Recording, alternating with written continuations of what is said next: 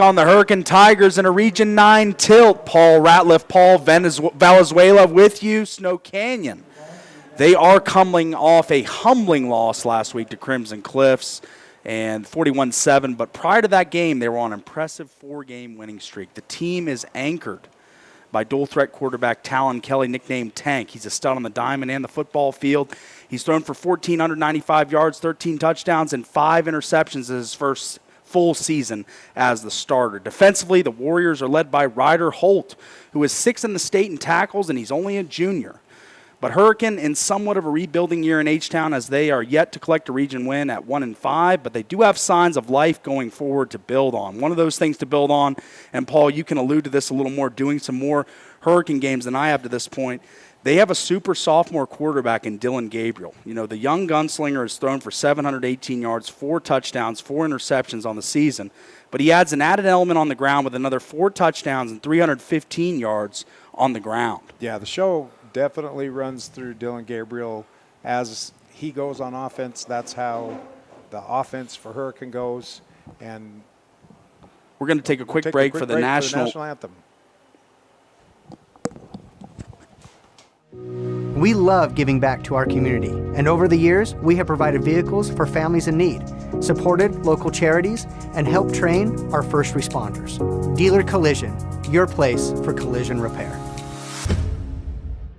Create your own relaxing, comfortable space. Boulevard Home offers the guaranteed best prices on furniture, appliances, mattresses, and more. And buy with no interest financing. Shop Boulevard Home, because home is who we are.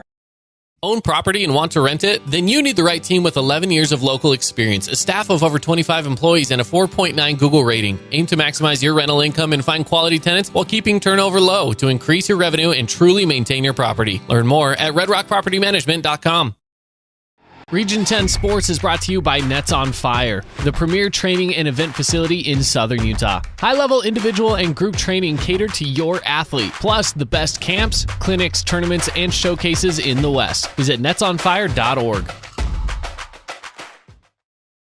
From the Tigers Den, as we're getting ready, about 2 minutes and 57 seconds until kickoff, and just we were going to Paul there for a little bit of a Hurricane breakdown right before we had to go to the national anthem, and I was just talking about Dylan Gabriel. This dual-threat sophomore quarterback has been an absolute stud for the Tigers early on this season. He has. He like we said, the theme with Hurricane is youth.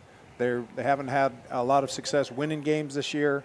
I was lucky enough to call a couple of their other games. They got a lot of potential, if you look on their roster, a lot of underclassmen, so the future's bright for them. Hopefully they can grow up fast and grow up against a Snow Canyon team. That's what they're hoping for tonight. On the defensive side, Alex Stubbs, number 27, linebacker, kind of runs the show on defense. They've got the two big 2-A brothers that play a little O-line and D-line, so it's fun to watch them. Little two-way action for those two. And we should have should be a good high school football game. You know, there are only 2 seasons in the year. There's football season and not football season, and we endure the one so we can enjoy the other, and tonight we're enjoying football season, so we're glad to be here. Absolutely. Just blessed to be here and be a part of the broadcast tonight. Paul Ratliff, Paul Valenzuela with you tonight. And I just wanted to spotlight my prediction, Paul's Pearl tonight. That's going to be senior linebacker for the Snow Canyon Warriors, Tegan Whitehead. Tegan Whitehead suffered injury after injury throughout his career and continued to persevere and come back better than ever, leading the team with 4.5 sacks, bringing the pressure off the edge, and 97 tackles when he shifts to the middle. The kid is a dynamic player on the defensive side of the ball and a feel-good story, to say the least. I mean, this guy, he had 2 just monumentally disastrous knee injuries that prevented him from playing the last 2 years in full. Played a couple games here and there, but he's really shined when he's gotten the opportunity with a fully healthy senior year for Tegan Whitehead. Yeah, I've only seen him on streaming and on some film that I've watched, but I'm excited to see him live tonight and watch him. He's not the biggest guy on the field, but he's got a big heart, and boy, he plays big. That's right, plays huge. And another guy, spotlighted him a little bit earlier, Ryder Holt. He is 6th in the state in tackles and is only a junior, and he has really, really improved from last season and has become a focal point of the defense for the Warriors. So we're about to get going here, about 1 minute till kickoff.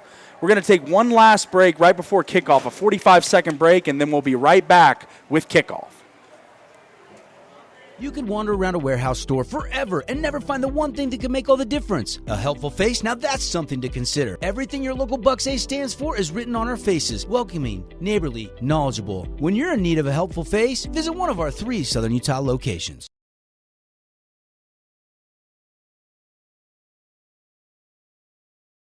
Create your own relaxing, comfortable space. Boulevard Home offers the guaranteed best prices on furniture, appliances, mattresses, and more. And buy with no interest financing. Shop Boulevard Home, because home is who we are.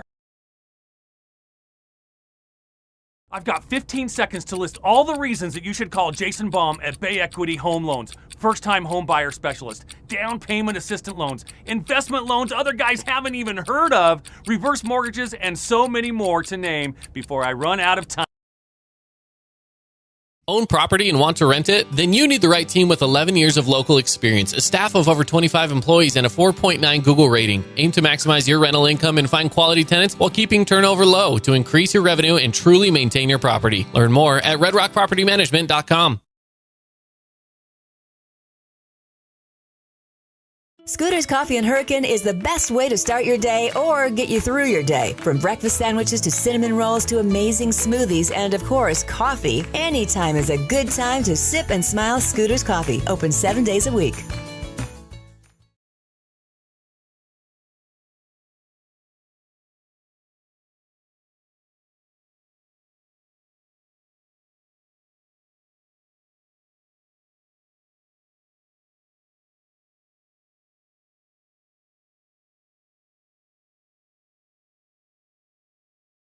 Keep playing commercials.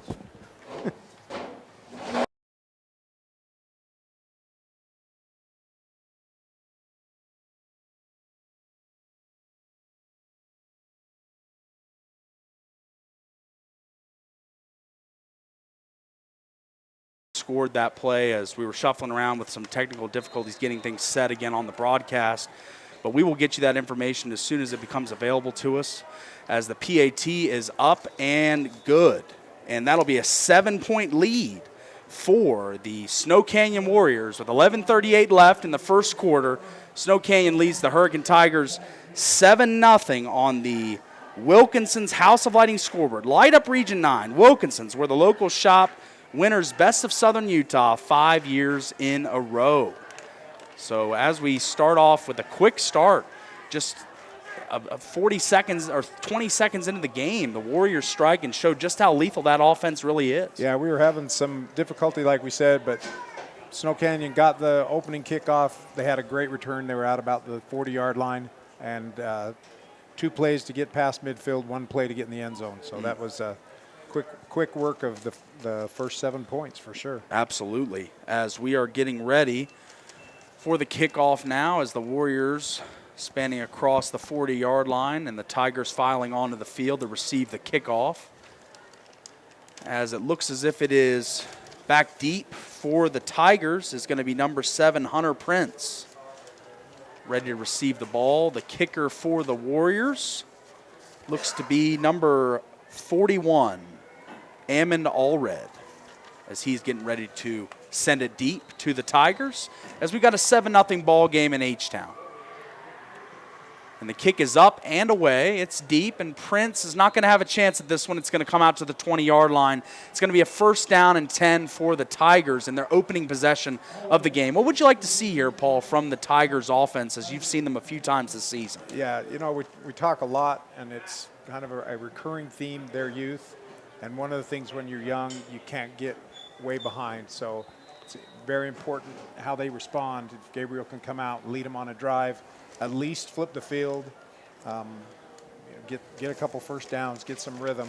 The last thing they want to do is give the ball back to Snow Canyon at this point. Absolutely. That Snow Canyon offense showing just how lethal it can be on that opening drive. But here we go as the Tigers are in the gun, and they're going to take the snap, and it's going to be a handoff to the outside, off tackle, and it's going to go for about 4 yards on 1st down, bringing up 2nd and 6. Yeah, Ethan Staples, he's their workhorse at running back, and he started out running the ball. They had a nice play, nice positive play on 1st down. Opens the playbook up a little for Gabriel for the rest of this, at least for the rest of this set of downs. That's a key for the Tigers, is to stay in front of the sticks, not get behind with penalties and other things pre-snap. They just got to have a clean game to stay in this one, as Gabriel gets in the gun with Staples.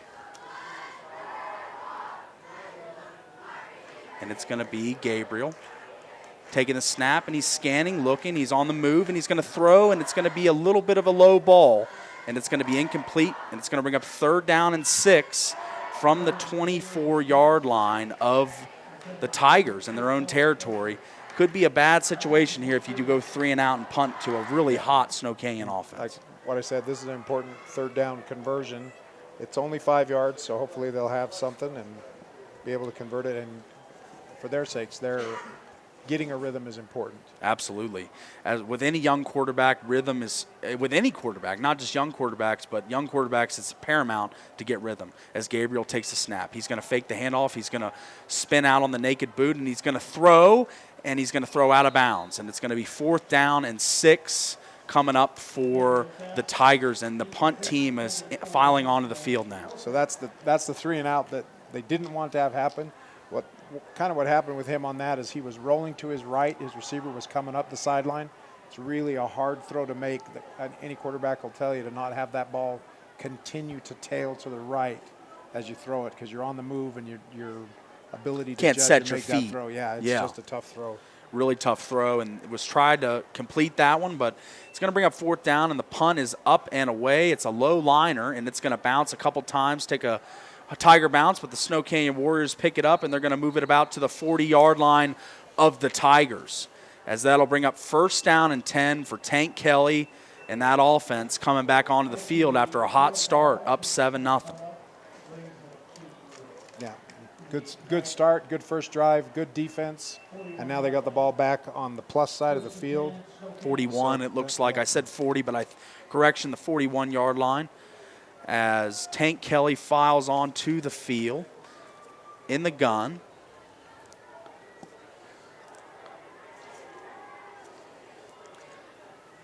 And he's going to take the snap, and it is going to be a backwards pass to number 6. That's going to be Conrad Green, the senior. Yeah, nice open field tackle by number 11, Lincoln Langston from Hurricane. Stepped up, kept his eyes on the runner, and got his legs. That could have been a big gainer if he missed that tackle. Absolutely. Great open field. A lot of space around him, a lot of room to run, and the tackle was made. So Tank Kelly back in the gun, facing 2nd and 7. And he's going to take the snap, and it's a straight give up the middle. Number 9, that's Bryce Barnes. He's going to pile ahead for about 5 there. That's going to bring up 3rd and 1, 3rd and 2. 3rd and a long 1, they're saying, after that pickup by Barnes. Kelly looking to the sideline for guidance from Coach Esplin and the staff. And Kelly is in the gun. 2nd leading passer in Region 9. Here he comes. As we're going to get a pre-snap penalty. False start by number 55. Got a little anxious left tackle on that 3rd and short. So now a 3rd and short becomes a 3rd and medium. 3rd and medium from the Tigers side of the field. So you would think, as aggressive as Snow Canyon is they would probably go for it here if they're able to pick up 3 to 4 yards. But if they throw an incomplete pass here, I could see them potentially kicking the ball. But plus side of the field, I would think Coach Esplin would put the hammer down here. Yeah, I was actually thinking on 3rd and short, it was a nice down to go deep. Yeah. Still go for it on 4th. But now they need to get at least half of this back. So Kelly in the gun. He's looking, he's surveying. He's going to start running. And now he's going to fling it long. He's got a man out there, and it is intercepted by the Tigers for a touchback. Great defensive play. You know, a 50-50 ball belongs to whoever wants it more, and that time the guy in black and red wanted it more.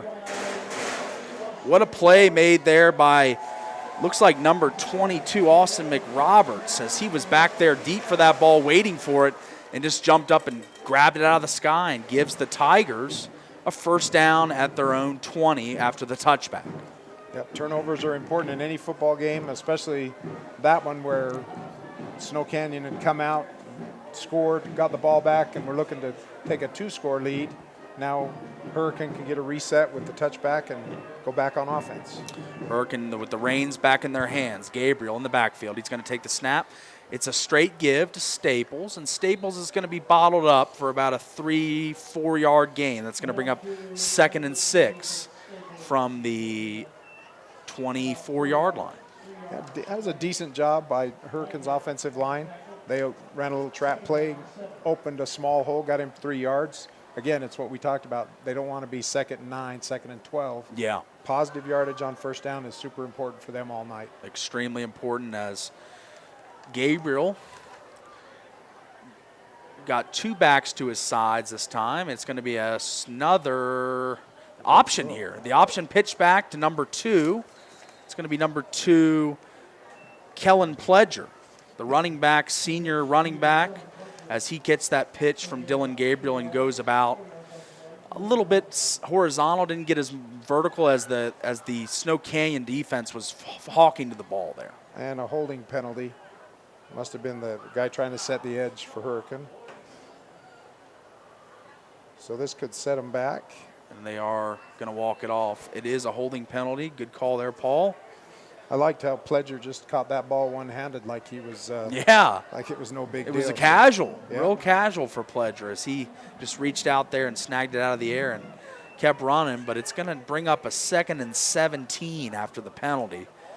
Kind of a tough lot there after picking up a couple positive plays, setting yourself up for a manageable 3rd down.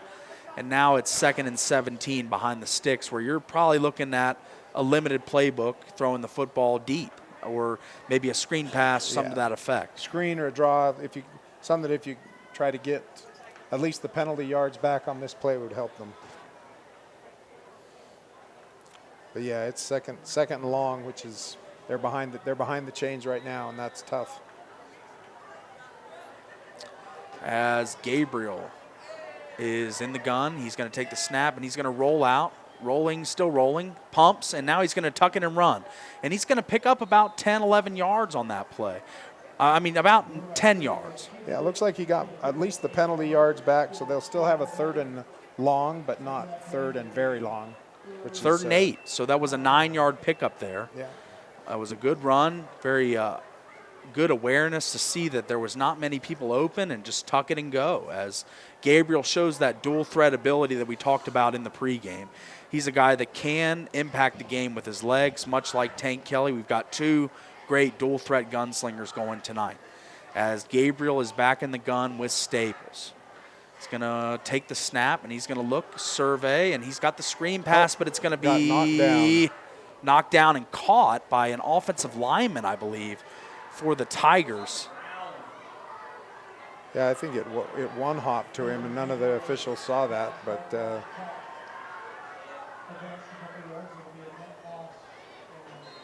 there it is. The umpire did see it. Oh, incomplete. Okay. Yeah. If you're playing 500, that counts for 75 points, but for when you're playing Friday night football, it doesn't count for anything. That's right.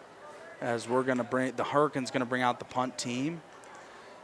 And the Warriors with 2 returners back deep, ready to receive this kick. Both returners standing about the 45-yard line of the Warriors' territory. As the snap is back, it's a little high. Little high snap, but the punt is off, but it's shanked.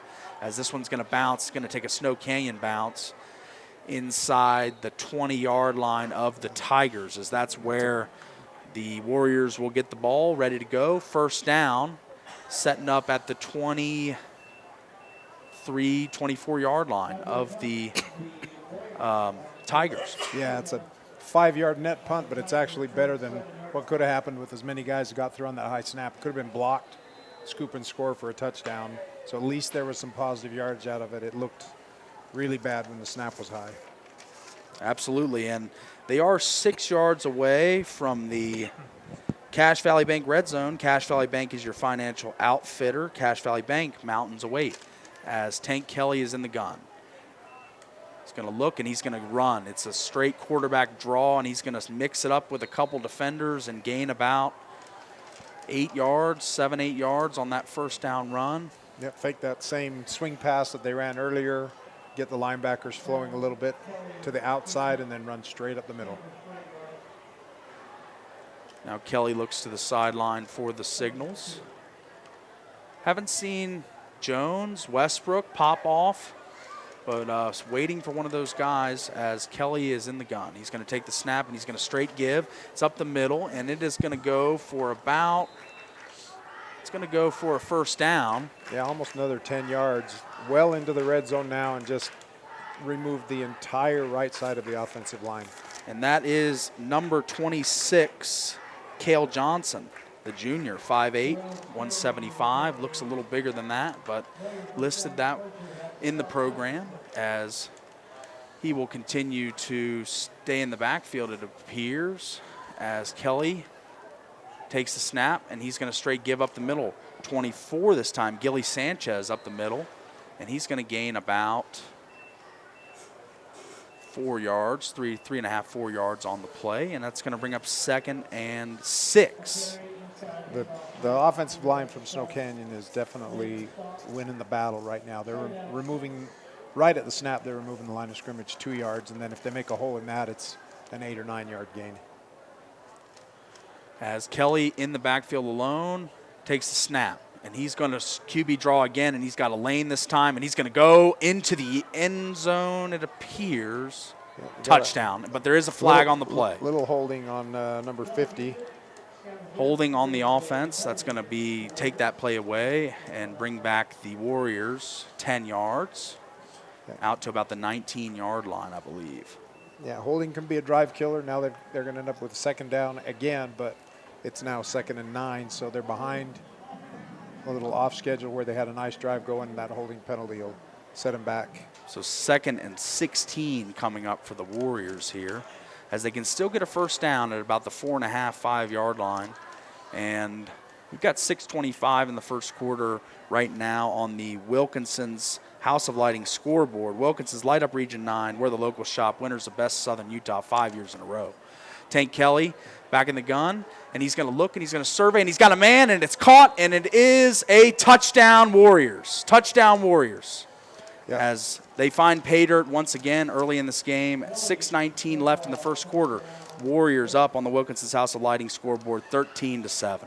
You run and you run and you run and you run and you're successful at it. You fake that handoff on play action. The linebackers step up to support the run. Tight end running a slant right behind it. It's pretty easy pickings. And that'll bring out the PAT team as the snap's back and the kick is up, and it is good. And that is going to bring us to 14-0. The Snow Canyon Warriors on top of the Hurricane Tigers. And we're going to take a 45-second timeout. We'll be right back after this quick break from our great local sponsors, and we will bring you the coverage right after this. We know it takes an entire community to make Southern Utah thrive. You will see us on the fields, on the courts, at festivals, and in the schools, and everywhere in between. From Southern Utah's Auto Mall, we help you create memories that bolster joy in our community. It's the reason why we've got it made in Southern Utah, and why you've got it made at Stephen Wade.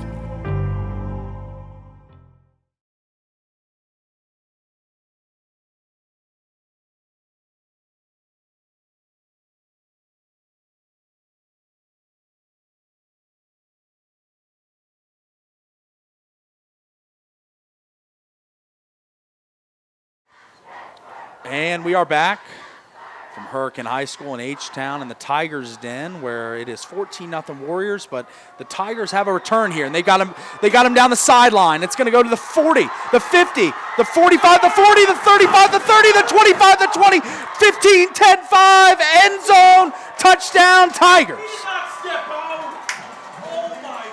And then they're saying he's going to step out. At the 42. Step out at the 42-yard line. Got excited there, got a little carried away. Thought he was down the sideline and away, but regardless, a great setup, great field position for the Tigers. I was watching him. The Hurricane coaches are disagreeing with the officials' call, and I'm agreeing with the Hurricane coaches because he did not step out. Did not step out. I didn't think so either. Saw him go down the sideline, not touch the white one time. Yeah, he got close. He got close right there where they marked it, but they were still green between his foot and the white stripe.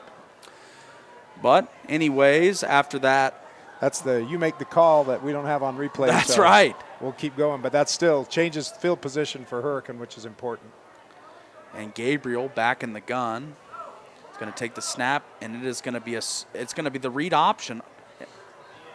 The RPO game for Gabriel as he trudges forward for about, I want to say about a yard there. So it's going to bring up 2nd and 9. 2nd and 9, 5:47 left in the first quarter on the Wilkinson's House of Lighting scoreboard. 14-0 Warriors over the Tigers. Tigers in Snow Canyon territory, though, at the 41-yard line and threatening here. As it's going to be Gabriel in the gun.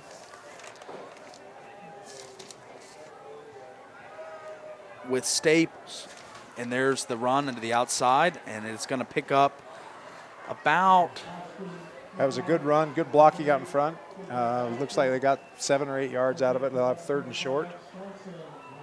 3rd down and short, 35-yard line of the Warriors. I would assume that this might be 4-down territory. Yeah, unless there's a penalty or something, you go for it here and try and keep the field position that you got on the kickoff return.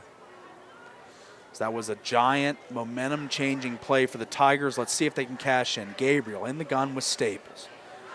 He's going to send a man in motion. He's going to take the snap, and it's going to be a jet sweep to the outside, and he's going to break a couple tackles, and it's going to be number 22 for the Tigers, Austin McRoberts. He's going to pick up that 1st down and keep this drive moving along for the Tigers. They ran that same play 2 plays in a row and kind of said, kind of dared Snow Canyon to stop them. And that's, I mean, they made 12 yards on that play 2 plays. So if it was my high school coach, we'd be running it a 3rd time right now. So. That's right. As there's been great success, might as well keep going to the well, I would say. But the edge hasn't been the strongest suit for the Warriors tonight, setting that edge, as a lot of the plays have been made on the perimeter for the Tigers. But here's Gabriel. He's in the gun. He's going to take the snap. Going to fake the handoff to the receiver that was jet sweeping across. And then Staples is going to grind ahead. Yeah. Move the ball, move the whole pile about 4 yards. Staples grinded ahead there for an impressive second effort, for sure. 2nd and 3rd efforts after multiple tacklers were piling on, but it's going to bring up 2nd and 6. Another manageable down and distance for the Tigers. Looking for their first score tonight, down 14-0 right now, but threatening as Gabriel and Staples in the backfield. Gabriel's going to take the snap. It's a straight give up the middle to Staples, and he's going to trudge forward, and he's going to get close to that first down. He's just short, a yard or so short of the 1st down, but they are getting a lot better movement up front and getting off the ball. Those jet sweeps kind of soften the middle up a little, and they've been able to move the ball up the middle. Yeah. Important 3rd and short. Again, probably 4-down territory, down by 2 scores, but let's see if they can get this 1.5 yards on 3rd down. It's going to be Gabriel with Staples. McRoberts split out. And Staples is going to be bottled up, but he's going to get that 2nd effort again. Flag came in from the umpire, which is in the general vicinity can be of holding penalty. Sometimes it's a face mask, so we'll have to see what happened. It's kind of a late flag for holding, I felt. Normally those are thrown a little earlier, but we can maybe see a face mask here. I'm kind of wondering what the call is going to be. It was a hold. It was a hold on the Tigers, number 73, the guilty party. That is Matthew Perry, the sophomore offensive lineman. Another one of the sophomores starting for the Tigers, as a lot of developmental pieces along the line that are going to be great players in the future, but made a mistake there. Yeah, and that's a tough penalty, because instead of 3rd and short or 4th and short, they've now got a 3rd and 11 or 12, and are back in a position where they really probably going to have to throw the ball. Going to have to throw here, you'd assume. As McRoberts is split out, Staples in the gun with Gabriel.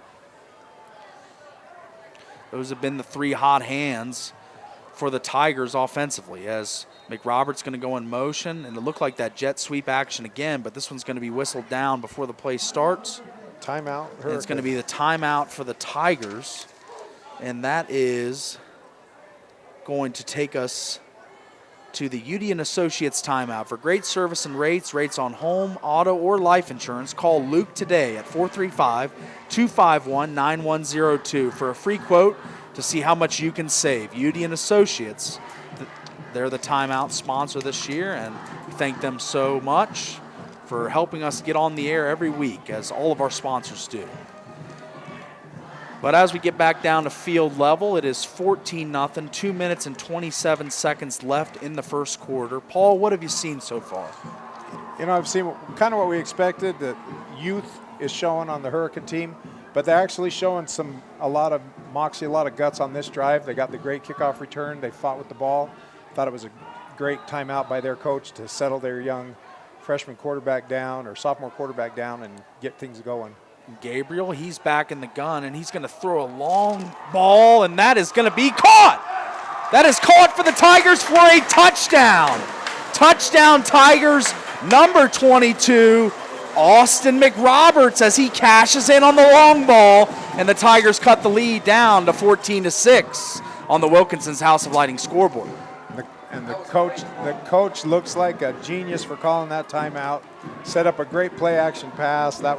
And the throw, like you said, he was wide open. Put the ball right on his hands, right in stride. That is a huge play for the Warriors, as two huge plays. We go back to the kick return, and the PAT is up, and it is good. So it is going to be a 14-7 game on the Wilkinson's House of Lighting scoreboard. The Snow Canyon Warriors 14, the Hurricane Tigers 7. We're going to take a 45-second timeout. We'll be right back to the coverage right after this. Hey, Region 9 sports fans. This is Matt Hickman with Academy Mortgage, a proud sponsor of Region 9 football. I would be honored to help you with your next mortgage, whether it's purchasing a home, building, or refinancing. Hey, I'm wide open. Let's connect for a touchdown. When it comes to your child's teeth, Dr. Cody and his experienced staff at Johnson Pediatric Dentistry are game changers. So when it comes to checkups, a toothache, or any problem with your kid's teeth, call experienced veteran Dr. Cody Johnson at Johnson Pediatric Dentistry, 628-0511. Back live from the Tigers Den. Paul and Paul with you tonight. Paul Ratliff, Paul Valenzuela with you from Hurricane, and it is a 14-7 game now, as the crowd getting fired up on the Hurricane side of the field, as they just cashed in on one of their biggest plays of the season. Paul, what did you see on that play? You know, the quarterback, he's a sophomore. He stood in there. There was pressure all around him. He stepped up in the pocket, threw a nice ball right on the hands of his receiver, who had, you know, it's a tiny little bit of play action, just enough to get the receiver a step by him. It was just a very well-executed play. And that ball is going to go out of bounds on the kickoff. That will bring it out to the 40-yard line for the Warriors, as after you have a huge momentum swinging drive, kind of shoot yourself in the foot there with a kick out of bounds. Yeah, set your opponent back up with good field position. So that'll be Snow Canyon will come back out on offense, and they'll try to respond to the touchdown. You know, they had a 2-score lead and thought they were going to extend that lead and then had the interception in the end zone, and Hurricane has scratched back in it and made it a 1-score game. So as we get near the end of the first quarter, it's been a pretty good football game, pretty entertaining, and it's close. Two teams they're physical, they're having a good time, and it's great. So far it's been super entertaining. 35-yard line, not the 40. I was thinking about pro and college football, but high school, it is the 35-yard line where the Warriors will begin the drive. And it is Kelly in the gun. Takes the snap. He's going to survey the field. He's going to look. He's going to throw.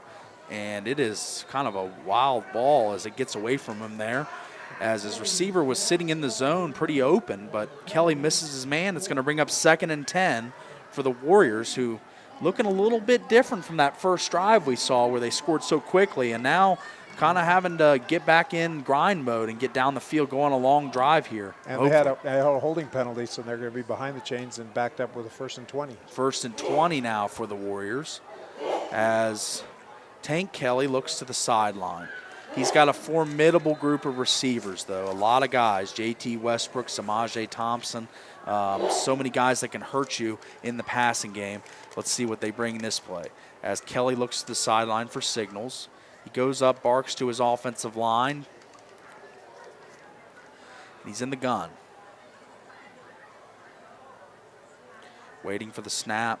It's a motion man, and it's going to be a jet sweep, and it's going to be on the outside. He's got the edge down the sideline to the 45, the 50, the 45, and that is going to be number 6, Conrad Green, the senior. Made a couple plays tonight for the Warriors thus far. Yep, a lot of speed, got the edge. They ran to that wide side of the field where they could take advantage of his speed, and he got it out there and got downhill fast, and it looks like he made 25 or 30 yards on the play. Now Gilly Sanchez back there with Kelly in the gun. Split out wide, number 6, Conrad Green is in the slot. And there's the snap, and it's going to be a, oh no, it's not a give. It's going to be a long ball from Kelly, and he's got a man out there. Looks like Thompson, and he's going to drop it. Samaje Thompson with the wide open ball there in the back of the end zone. Thought he had a chance at that one. Goes off the fingertips. And Tank Kelly put a ball right on his hands there, Paul. Yeah, really nice throw. And he got both hands on it. A little bobble, couldn't control it as he went to the ground. And so we'll come back and do second down. Really good protection. The left tackle did his job. Protected his quarterback, which is what he's supposed to do on his blind side. Rylan Felipe is doing a good job at left tackle. And here goes Sanchez. He's up the middle with a big run, and he bowls over a defender down to about the 30-yard line. As Gilly Sanchez starting to pick up a little bit of momentum as he goes to the bench for a breather, but he just picked up about 13, 14 yards on that carry. I was singing the praises of Felipe, and just as I say that, he opens up a big gaping hole, and his running back goes for another 12 yards. As the Warriors firmly on the move now as they are entering the scoring area of the field. Number 9 up the middle for the Warriors. That's going to be Bryce Barnes as he's going to rumble down to about the we're going to look at about the 22-yard line. 22-yard line, 2nd and 2, 2nd and 1, a long one coming up for the Warriors here as the offense starting to click a little bit after sputtering. It's going to be Kelly with Barnes in the backfield.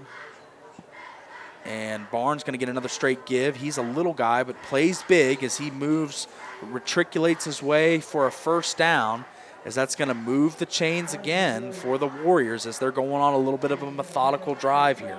Yep, the big play after the holding set them up, and since then they've just kind of been taking it in big 5- and 6-yard chunks on every down. Leaning on that offensive line, and the offensive line is leaning on Hurricanes defense. So let's see if they stiffen up as they approach the red zone.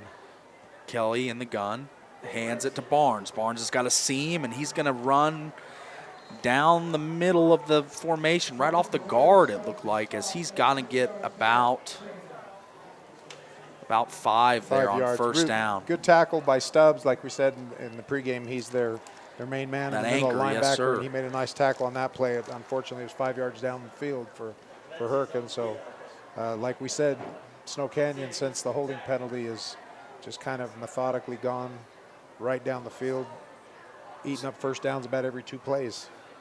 Snow Canyon going to maybe run one more play. Yes, they will. Tank Kelly hands off. It's number 24 of the Warriors, and that's going to be Gilly Sanchez again, just pounding his way down closer to that goal line, as that's going to bring us to the end of the first quarter. On the Wilkinson's House of Lighting scoreboard, it's going to be the Snow Canyon Warriors leading right now 14-7 over the Hurricane Tigers. We're going to take a 45-second timeout right after this. At the end of the quarter, we'll be right back with more coverage from the Tigers Den. Paul and Paul with you tonight. Matt Hamlin producing. From your first real leap of faith, your first growing pains, your first big dream come true, we're here. Through all of your firsts, U First Credit Union is here for you. Come grow with us.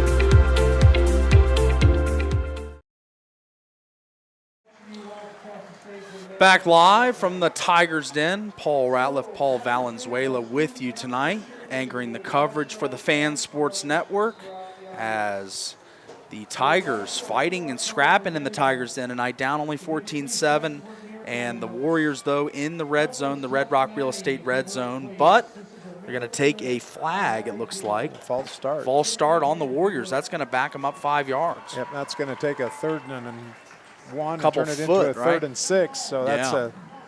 that's a big penalty in the game right here to see how they respond. So that will back up that big Snow Canyon offensive line that you would think was just getting ready to bear down and just try and maul and get that 1 yard. But now this is going to change the play drastically for the Warriors as Tank Kelly looks to the sideline for signals and direction. Gilly Sanchez in the backfield with him.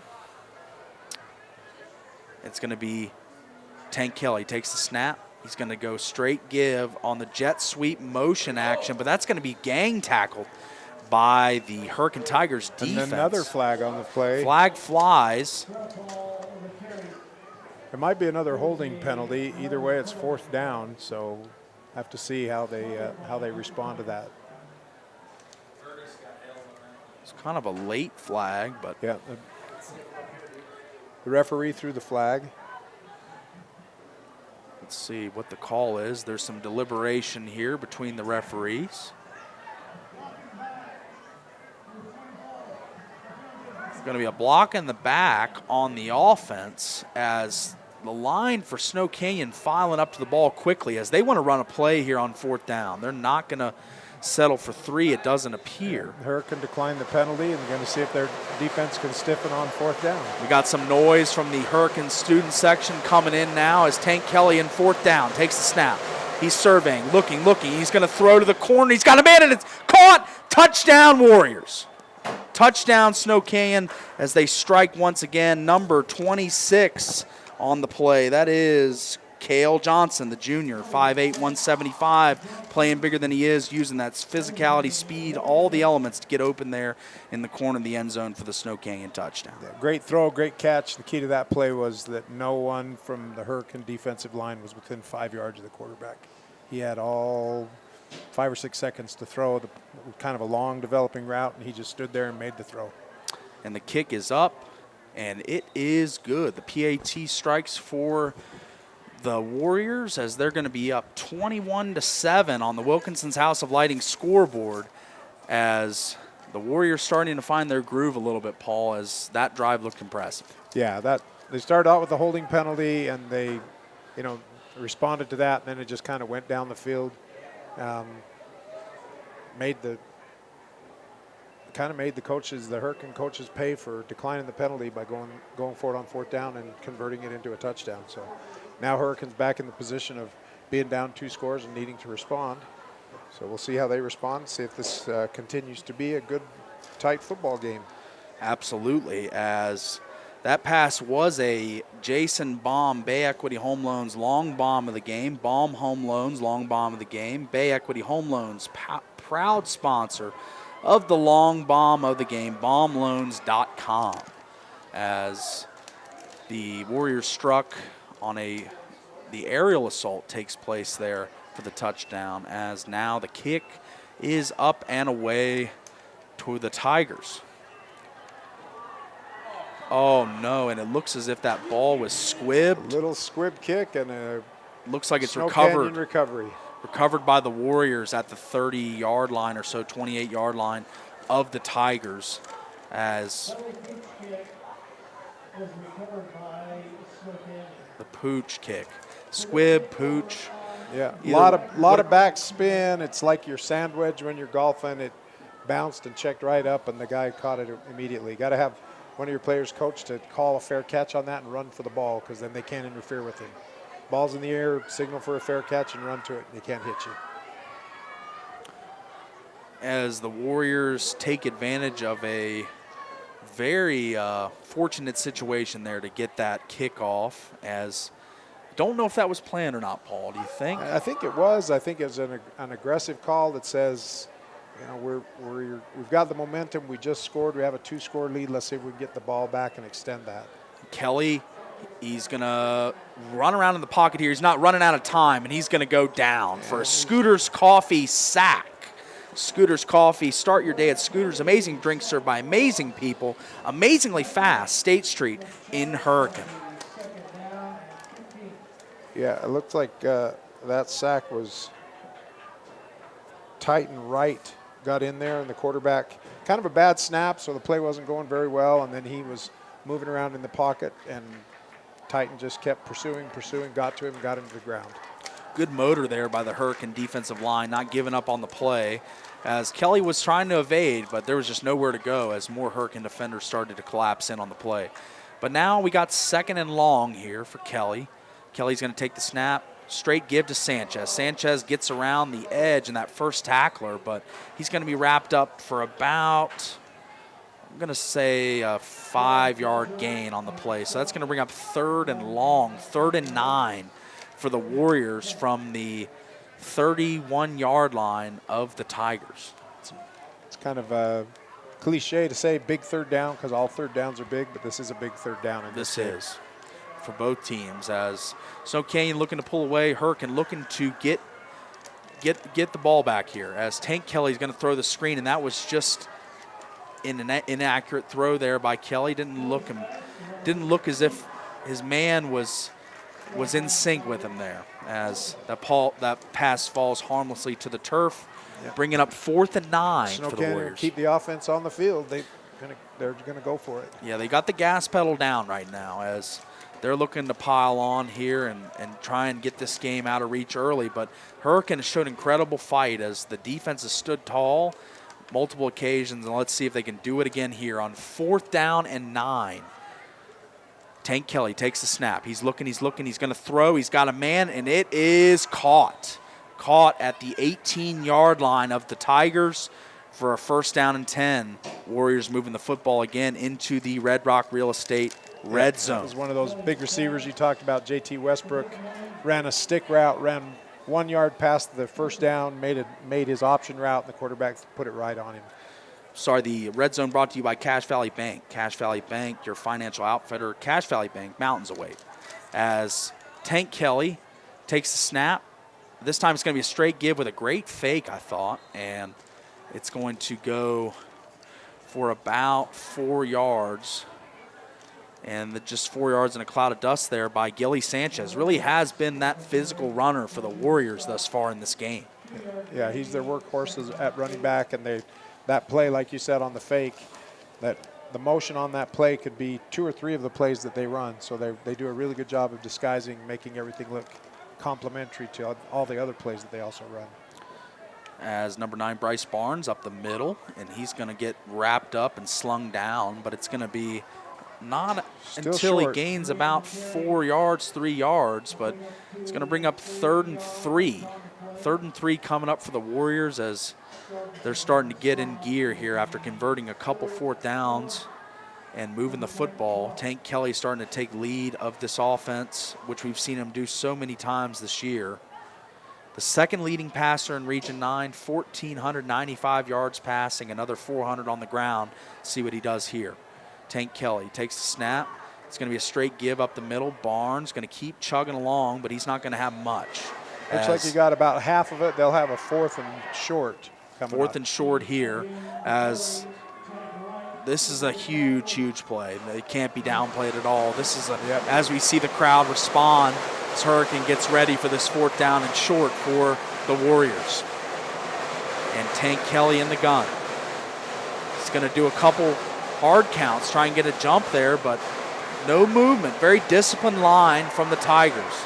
As they settle in, get ready again. Kelly goes up to his line, drops back. Now he's taking the snap. He's looking, he's going to throw a ball looping into the end zone, and it is caught. Touchdown, Warriors. As the Warriors strike once again, number 6.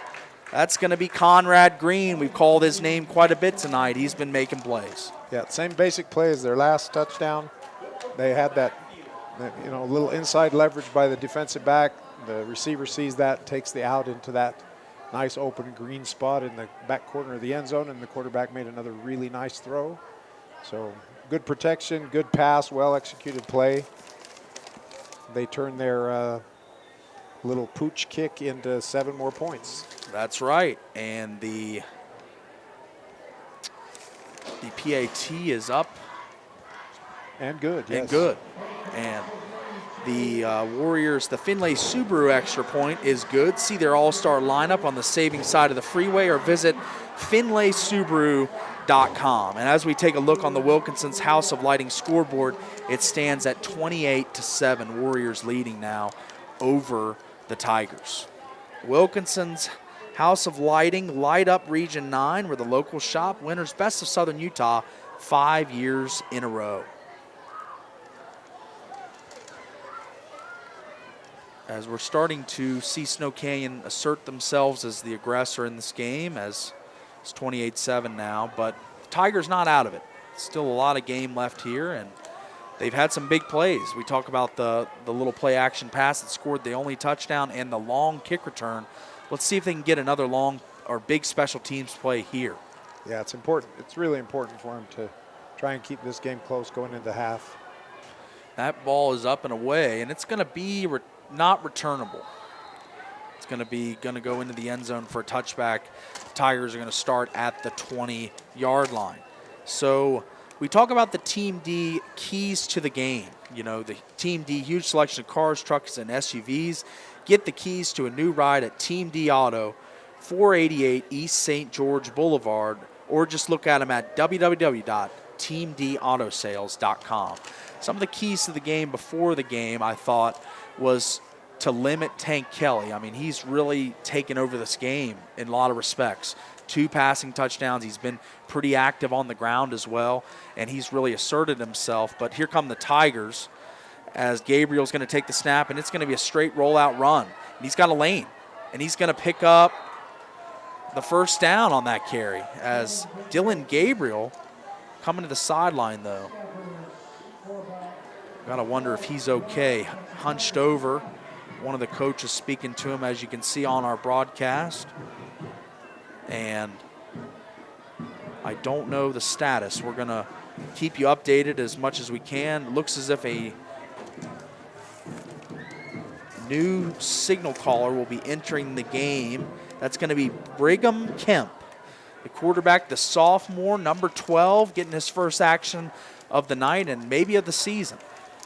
It's Brigham Kemp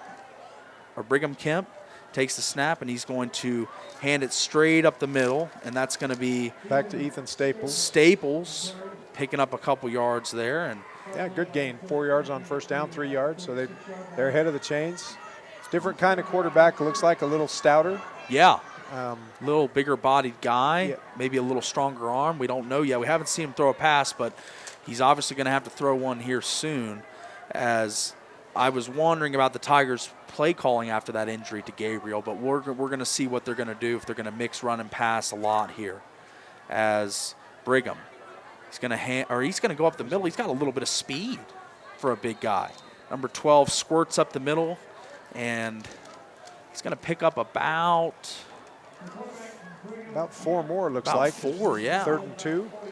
Looks like the staff is assessing Dylan Gabriel on the sideline, talking to him. Mm-hmm. And meanwhile, Brigham Kemp's running the show out there, and they've got a 3rd and short. We'll bring up another, as always, big 3rd down.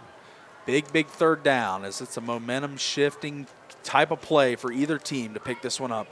As Kemp's going to run. He's got a little bit of speed, but the edge was quickly occupied by the Warriors. But there is a flag down here. It's interesting that the referee threw that flag late, kind of as he was being tackled. So yeah. I don't really know what was.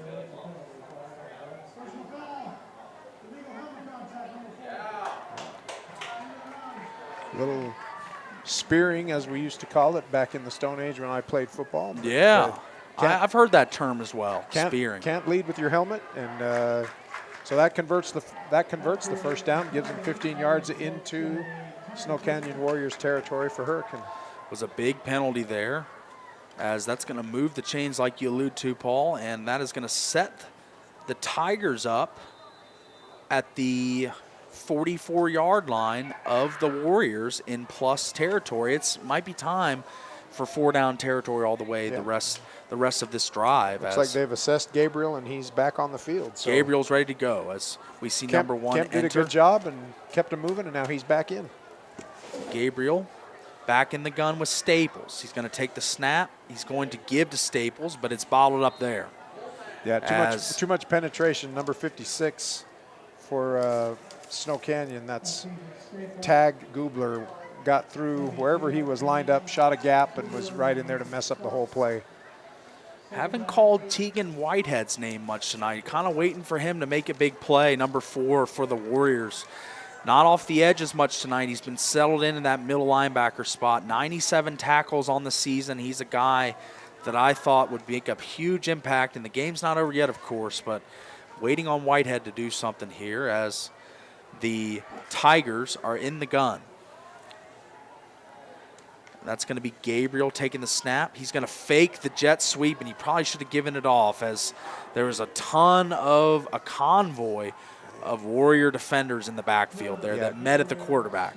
Just a whole bunch of penetration. Everyone on the defensive line seems to got through. I don't know if they slanted to gaps, but all 3 of the down defensive linemen were 3 yards deep when the quarterback was trying to run that play. That's hard. Real hard. So 3rd and long. 3rd and long here for the Tigers as Gabriel is going to go empty here. He's going to take the snap, and the pressure is picked up, and that's going to be thrown over the top, a looping pass, but it's going to be incomplete as Staples was attempting to grab that out of the air, but there was a huge collision, though, and a Warrior is down on the field. Yeah, they both went for the ball and ran into each other, and it looks like both of them were a little shaken up. Staples has gotten up, and the Snow Canyon player is still down on the turf. As we will take a 1-minute timeout for the injury. We'll be right back from Hurricane High School and the Tigers Den with Paul. Own property and want to rent it? Then you need the right team with 11 years of local experience, a staff of over 25 employees, and a 4.9 Google rating. Aim to maximize your rental income and find quality tenants while keeping turnover low to increase your revenue and truly maintain your property. Learn more at redrockpropertymanagement.com. We give you the green light. 4 seasons auto sales. Hook you up with some wheels. Drive on out of here. We give you the green light. Buy here, pay here. You can apply online. Now it's time to ride. Scooter's Coffee and Hurricane is the best way to start your day or get you through your day. From breakfast sandwiches to cinnamon rolls to amazing smoothies and, of course, coffee, anytime is a good time to sip and smile Scooter's Coffee. Open 7 days a week. Create your own relaxing, comfortable space. Boulevard Home offers the guaranteed best prices on furniture, appliances, mattresses, and more. And buy with no interest financing. Shop Boulevard Home because home is who we are. We know it takes an entire community to make Southern Utah thrive. You will see us on the fields, on the courts, at festivals, and in the schools, and everywhere in between. From Southern Utah's Auto Mall, we help you create memories that bolster joy in our community. It's the reason why we've got it made in Southern Utah and why you've got it made at Stephen Wade. Back from the Tigers Den, Paul Ratliff, Paul Valenzuela with you, Matt Hamlin producing, Gage Fulford on the camera tonight. We've got a great all-star crew. We're seeing a great game here as the punt's up and away for the Tigers, and it's going to be returnable for the Warriors. And that's going to be caught and returned out to about the 32-yard line. And the Warriors will begin the drive there, up 28-7 on the Wilkinson's House of Lighting scoreboard. Yep. And we're to the famous middle 8 minutes of the game, last 4 minutes of the first half, first 4 of the second half. It's important for Hurricane down 3 scores to get a stop right here. They get the ball back after halftime, so they need to make a defensive stand. And on the other side of the coin, Snow Canyon would love nothing more than to take these 4 minutes and eat the clock up and drive down and extend that lead. Absolutely, as the Warriors, like you say, would love to just take the 4:01 right off the clock, be up 35-7. That'd be the dream scenario. The Tigers on the other end, on the other end of the scale, want to get a stop here and get a chance to get in the end zone to cut this to a 14-point lead before halftime. Both teams trying to get that desired outcome to happen, but there's going to be a flag on the play. A little bit of a false start. Looks as if it is going to be a false start. It's going to back up the Warriors 5. It's going to make it 1st and 15 from the 25-yard line.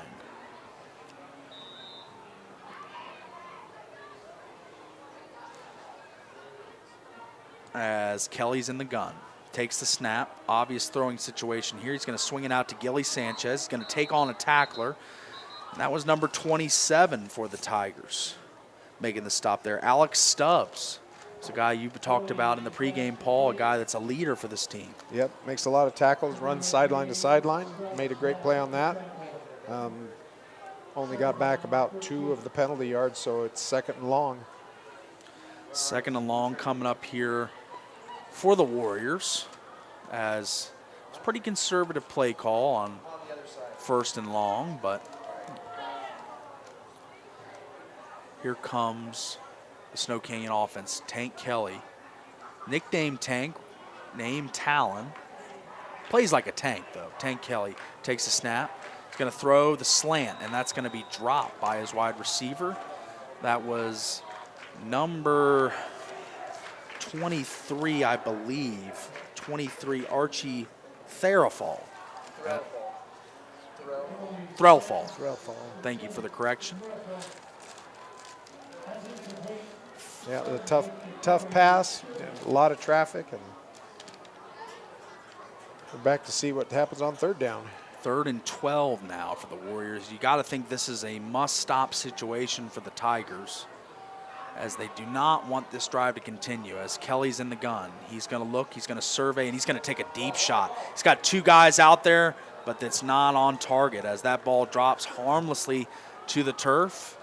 But Kelly showing the arm strength there, really slinging it. Yeah, he threw that ball 50 or 60 yards in the air. It looked nice, just kind of not on target to either of those 2 runners that he had running the takeoff routes. So like you said, good stop. Hurricane will apparently get off the field with a punt and have a shot with the ball again before halftime. As the Warriors lined up in the punt formation here, it's going to be up and away, and that's a boomer. Great punt. That is going to back up the Tiger returner, but he's going to get the edge, and he's going to get up to about the 45-yard line, 43, 45-yard line or so. Pretty effort-filled return there, as the Tigers showing no quit in this game, down 21 in the 2nd quarter, but they are fighting. And let's see if they can get in the end zone here to cut this to a 14-point lead with 3:37 left in the first half. Yeah, they've got 3.5 minutes left to try to get some points, and then they get the ball coming out of halftime, so could be a big opportunity for the Hurricane Tigers right here. Everything is lining up so far. You get the stop on defense, real good field position. Let's see what they can do here, as Gabriel got a little dinged up there on the previous drive, but he's back and healthy, ready to go. And it's going to be a jet sweep that's going to be snuffed out and stopped by the Warriors, as number 22 for Austin McRoberts. We've seen him get outside on the edge there a couple times tonight, but not that time, as the Warriors really snuffed out that play. Yeah, Dylan Gabriel was telling his coach he thought he got face mask, but there were 3 officials right there, and none of them called a penalty on it. As now, clock ticking, 2nd and 14 from the 41-yard line. As what do they do here, I wonder? What's going to be drawn up by the coaching staff of the Tigers? as they're in a long down and distance. Here we go. As Gabriel takes the snap, he looks. He's had his feet set, but he moves forward in the pocket and tries to throw it on the run a little bit. Kind of threw it behind him. And it was a little bit of a bouncer, as that's going to bring up 3rd and 14 from the 41-yard line. Two flags on the field. 2 flags, though. Down one in the backfield I can see in the general vicinity of holding.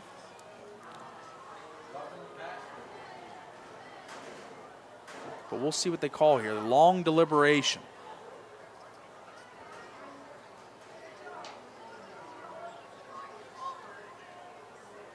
The two flags are on the ground about a yard apart from each other, so I wonder if both officials saw the same thing. Unnecessary roughness called on the Warriors, as that's going to be a 15-yard march off for the officials, as that's going to bring it all the way into Warrior territory at the 44-yard line. And give them a they're first back down. in business here. The Yeah. Tigers set up again in Warrior territory. Just got to stay in front of the sticks here and try and cut this to a 14-point lead. 2:47 left. It's twice in this half where one of those kind of undisciplined penalties have given the Hurricane Tigers a first down on those personal foul penalties. Absolutely. As snaps back, and the run is up the middle, and it's going to be Ethan for Staples, as he's going to bounce ahead for about 2 yards on first down.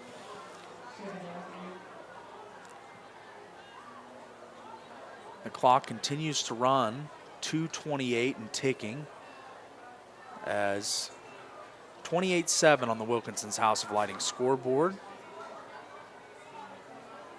Warriors up. Hurricane with the ball, as Gabriel looks to the sideline, sets his feet, ready to go. Takes the snap. It's going to be a give up the middle, and it's going to spring ahead for about close to a first down, I want to say. 4 yards short, 3 yards short. That was Connor Clyde with the ball. I think that's the first time we've seen him run with the ball tonight. Did a good job. Got 6 or 7 yards and brought up a 3rd and short. So that's going to bring up a UD and Associates timeout. For great service and rates on home, auto, or life insurance. Call Luke today at 435-251-9102 for a free quote to see how much you can save today. UD and Associates, bringing you all your timeouts throughout the season. As we look a little bit on what's coming up on the Rally Stop halftime show, we'll give you a breakdown of the first half, some scores around the region, some top producers from this game, and more to come on the Rally Stop halftime show. Rally Stop reminds you that after cheering on your team, there's no better place to refuel than Rally Stop. So come on in, grab some gas, your favorite soda, and some snacks. They have all your post-game celebration needs. Also going to be naming our Mountain Land Supply Defensive Play of the Game, our AWP Playmaker Play of the Game, our Dealer Collision Big Hit of the Game, and of course our Hearst Ace Hardware Player of the Game. So that'll all come in the post-game show tonight, as Gabriel is back in the gun here. He's going to take the snap, and it's a straight QB draw right up the middle, and he's going to pick up that first down, and yes, he will pick up that first down on 3rd and about 3 yards. Scampers ahead for about 4.5. Yeah, he was smart.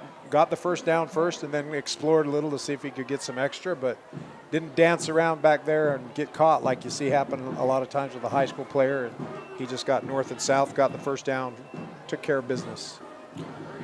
And now the Tigers definitely on the move after aided by that 15-yard unnecessary roughness call, and now they are definitely knocking on the door here. As Gabriel, he's going to roll, and he's going to throw. And he's got a man, and it is caught down the sideline. Touchdown! Touchdown, Tigers!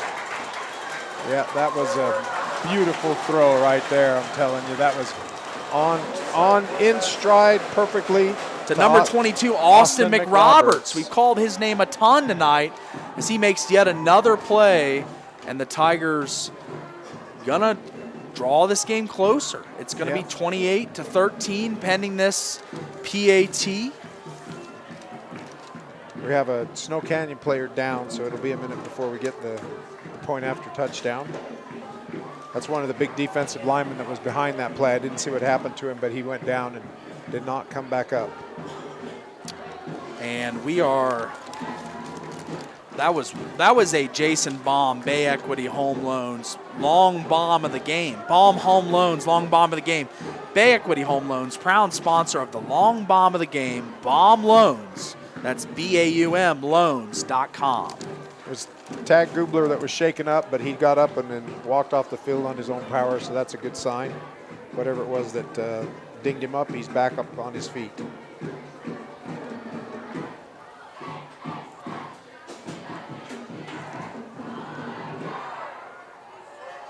So PAT's coming. PAT as the Warriors filing onto the field there after the brief injury timeout.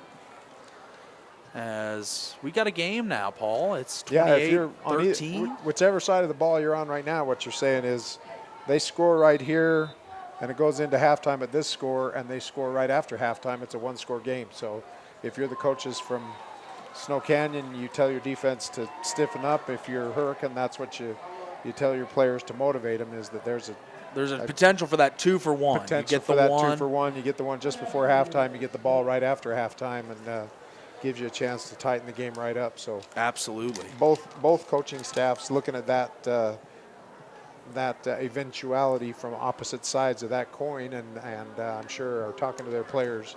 All of the players are aware that that's what the situation is. Of course, with a minute and 22 left, and Tank Kelly slinging the ball around, you cannot put out of the realm that Snow Canyon comes out and tries to put some more points on the board before halftime. Absolutely. As we want to just make sure that everyone knows that Boulevard Home is our title sponsor tonight, making your house a home for over 48 years. We want to thank Boulevard Home. Also, Finlay Subaru, Fabulous Freddy's, Bucks Ace Hardware, and House of Jump. Those are some of our pregame sponsors. That our pregame was cut a little short tonight, so just wanted to make sure that all those sponsors got their time tonight, because they do such a great thing for us, making these broadcasts happen every single week. We just want to thank our sponsors, and the kick is up and away, and it is caught and fielded by the Warriors. And there's a little bit of a head of steam, but it's going to be quickly bottled up and stopped there. Great coverage by the Tigers. 1:16 on the Wilkinson's House of Lighting scoreboard. 28-14 Warriors, but there's been a surge here from the Tigers in the last couple minutes, as if they could get another stop here and hold this score at 28-14, like you were saying, Paul, and get that potential 2-for-1, the score before the halftime, and then the score out of the gate, that could be huge. Yeah, that's the desired outcome. Chance right? to swing the momentum if you're Hurricane, and if you're Snow Canyon, that's what you're trying to prevent in this next almost minute and a half. Absolutely.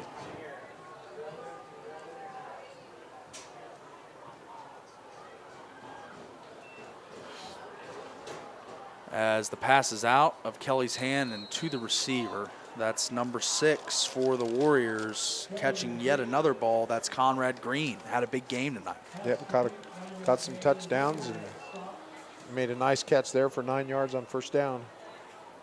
And they're going to keep it rolling here. They're already up to the ball, and the clock stopped at 1:10 as Kelly looking. His feet bouncing in the pocket. He's got a man, but it's going to be a jump ball. Jump ball incomplete. Incomplete as the ball falls harmlessly to the turf.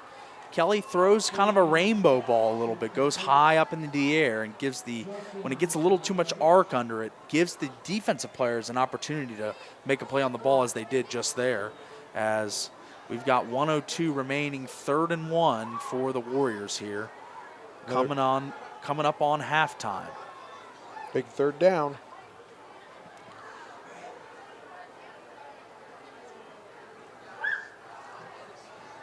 As Tank Kelly back in the gun, takes the snap. It's going to be a straight give on the off tackle type run to the outside, and it's going to be a first down for the Warriors. They'll keep the chains moving. Stop the clock, six more yards. Just under a minute left to play.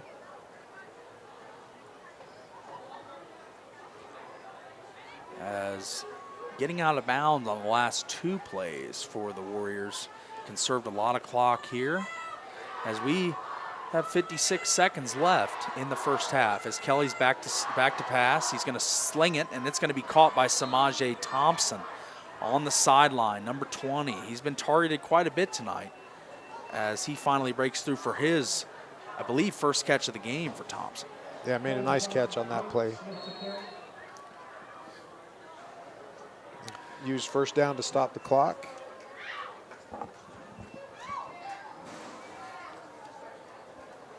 Thompson, only a junior. Very talented wide receiver for the Warriors, as he's at the bottom of your screen here on the broadcast. As he's going to run a go, it looks like, as Kelly's looking. He's going to move in the pocket, and he's going to sling it. That was a fastball like we see him throw on the diamond, as that was a little bit too hot to handle, as that's going to bring up third and 10. Third down.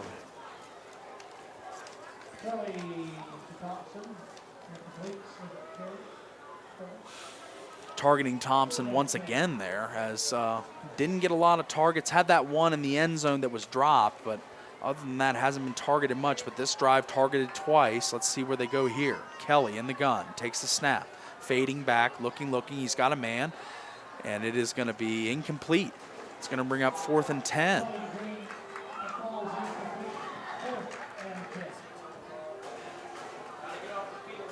So do they punt, or do they go for it on 4th and 10? Being as how they've been going all night, I'd expect them to go here, and it looks as if the offense is on the field. We've got a 4th down and 10, 36 seconds left in the first half. The crowd takes notice as they start to get pumped up here. And Tank Kelly takes the snap, fading back, looking. He's going to spin away from a defender. He's going to chuck it. Heave it into the air. It is a free ball for anyone who wants it, and it's knocked down by the Tigers. No flags on the play, I don't think. Nope, turnover. No flags, turnover on downs. First down, Tigers. Well, now if you're cheering for the Hurricane Tigers, you ask yourself, with the ball in really good field position at the 45, do you try to get a couple passes downfield and maybe try to get a field goal and get 3 more points out of this, or do you just take a knee and go in and talk about what you're going to do in the second half?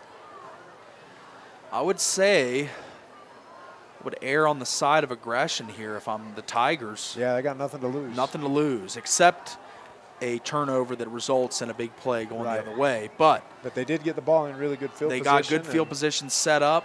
So the only thing they can do is put the gas pedal down and try and score here, get at least 3, as Gabriel is in the gun, made a nice throw last drive, and he's setting up a screen, and he's got a man, but it's going to be in the dirt. Incomplete. As Gabriel had a man there, it was Staples setting up the slip screen. Had a nice screen set up, but couldn't quite get the. You want to kind of throw that ball up to the receiver's upfield hand so he can catch the ball in stride and turn in behind his big offensive lineman and get upfield. Absolutely. That's probably better. If you're a Hurricane fan, it's probably better off that he didn't catch that ball, because it would have kept the clock running and lost 6 yards. Yeah. Good awareness there to throw that one in the dirt. I think that Gabriel saw that the play wasn't going to materialize to much, as they're going to hope for a better one here, as Gabriel's in the gun. Takes the snap. Surveying the field, looking. He's going to go deep. And he's got nobody out there, and I think that may be intercepted. Now the side judge ruled it an incomplete pass. Incomplete. It was close as to whether or not he had a foot down. But.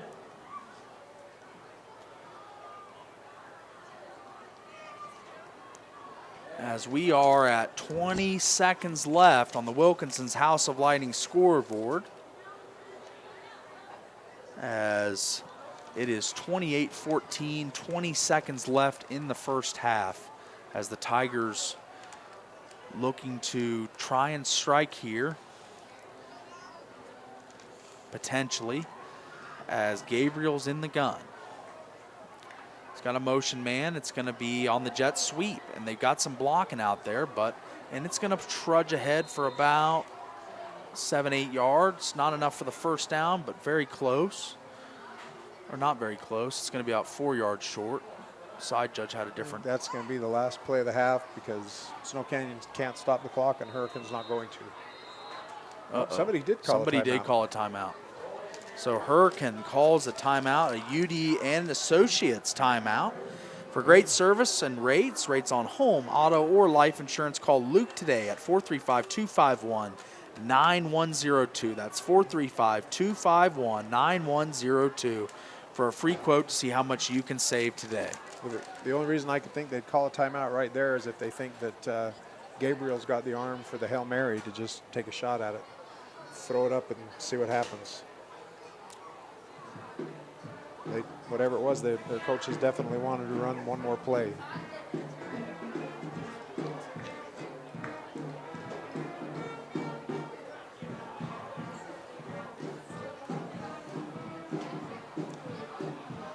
Yeah, it'd be interesting to see if they can get him out in a position where he can make that throw.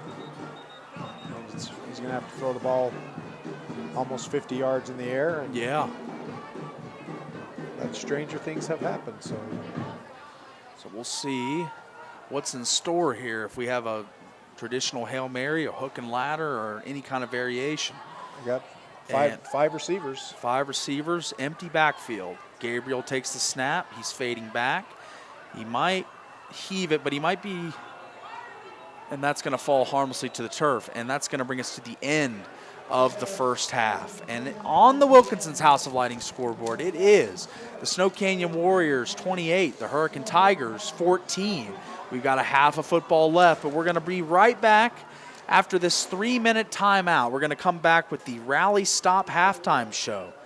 Rally Stop Halftime Show will go over some of the other games around the region and a little bit of a dissection of this game as, like I said, on the Wilkinson's House of Lighting scoreboard, 28-14, Warriors over the Tigers. We'll be right back after this.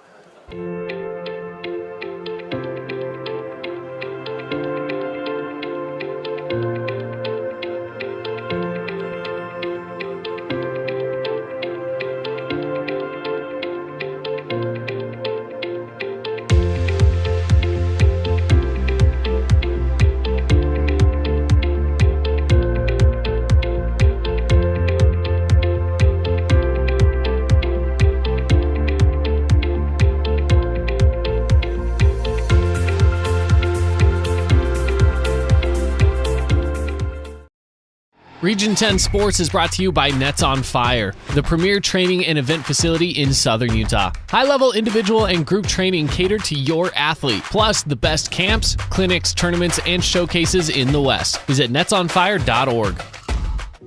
We love giving back to our community, and over the years, we have provided vehicles for families in need, supported local charities, and helped train our first responders. Dealer Collision, your place for collision repair. You could wander around a warehouse store forever and never find the one thing that could make all the difference. A helpful face? Now that's something to consider. Everything your local Bucks A stands for is written on our faces. Welcoming, neighborly, knowledgeable. When you're in need of a helpful face, visit one of our 3 Southern Utah locations. Sullivan Homes is a fan favorite for homeowners in Southern Utah. Their Just Right features come standard, and you always get quality construction and the Just Right home and commercial building experience. Visit sullivan-homes.com to make your dream home a reality. We give you the green light. 4 Seasons Auto Sales. Hook you up with some wheels. Drive on out of here. We give you the green light. Buy here, pay here. You can apply online. Now it's time to ride. Scooters Coffee and Hurricane is the best way to start your day or get you through your day. From breakfast sandwiches to cinnamon rolls to amazing smoothies and, of course, coffee, anytime is a good time to sip and smile. Scooters Coffee, open 7 days a week.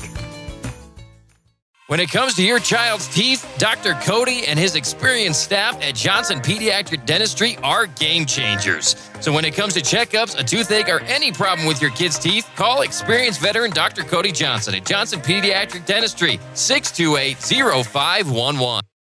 Hey, Region 9 sports fans. This is Matt Hickman with Academy Mortgage, a proud sponsor of Region 9 football. I would be honored to help you with your next mortgage, whether it's purchasing a home, building, or refinancing. Hey, I'm wide open. Let's connect for a touchdown. We know it takes an entire community to make Southern Utah thrive. You will see us on the fields, on the courts, at festivals, and in the schools, and everywhere in between. From Southern Utah's Auto Mall, we help you create memories that bolster joy in our community. It's the reason why we've got it made in Southern Utah and why you've got it made at Stephen Wade. Create your own relaxing, comfortable space. Boulevard Home offers the guaranteed best prices on furniture, appliances, mattresses, and more. And buy with no interest financing. Shop Boulevard Home, because home is who we are.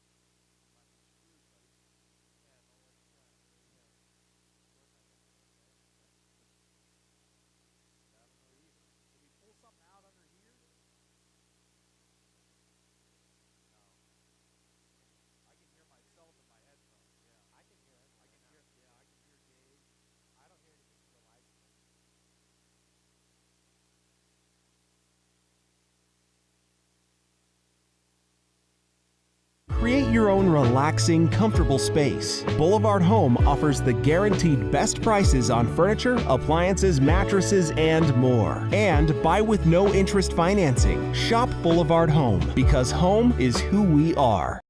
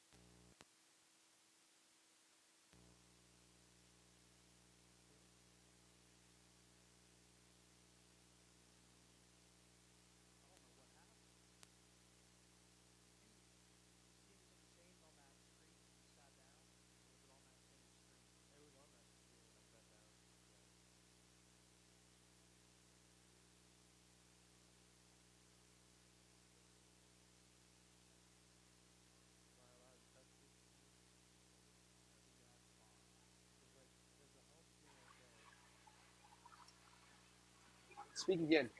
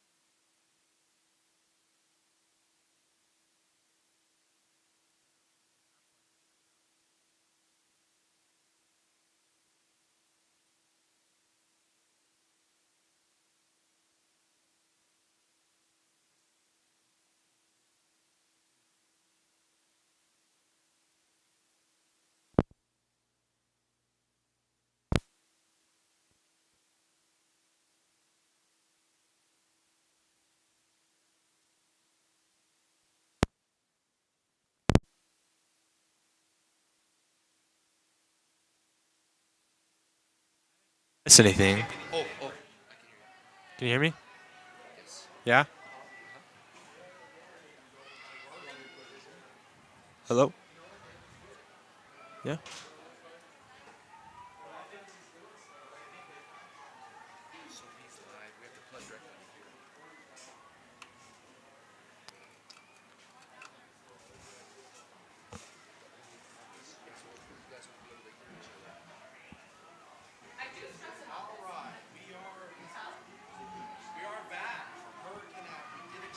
Some technical difficulties. I apologize for that, as we are back in full swing on the Rally Stop halftime show, and we wanted to go around the region, as around the region scores brought to you by Nets on Fire. Nets on Fire, from individual training to camps and more. See the details at netsonfire.org. Building champions on and off the court. As Gage has the scores for me now. Gage Fulford checking in. And Gage, what do we got around the region? All right, right now we have Desert Hills winning 20-14, and then we have Crimson winning Stansbury right now 28-7, and then the Pineview and Cedar game, Cedar is winning 14-7. Cedar winning 14-7, as that was supposed to be a really good game between Pineview and Cedar, as it's living up to the expectations here, as both those teams fighting valiantly. Pineview's offense with Adam Moore, Matt Costa, Quincy Jones, Brock Harris is so powerful and high octane, but it seems as if Cedar has been hanging in and defending well in that game. And what did you say, Gage, on the Desert Hills and Dixie Desert game? Hills game?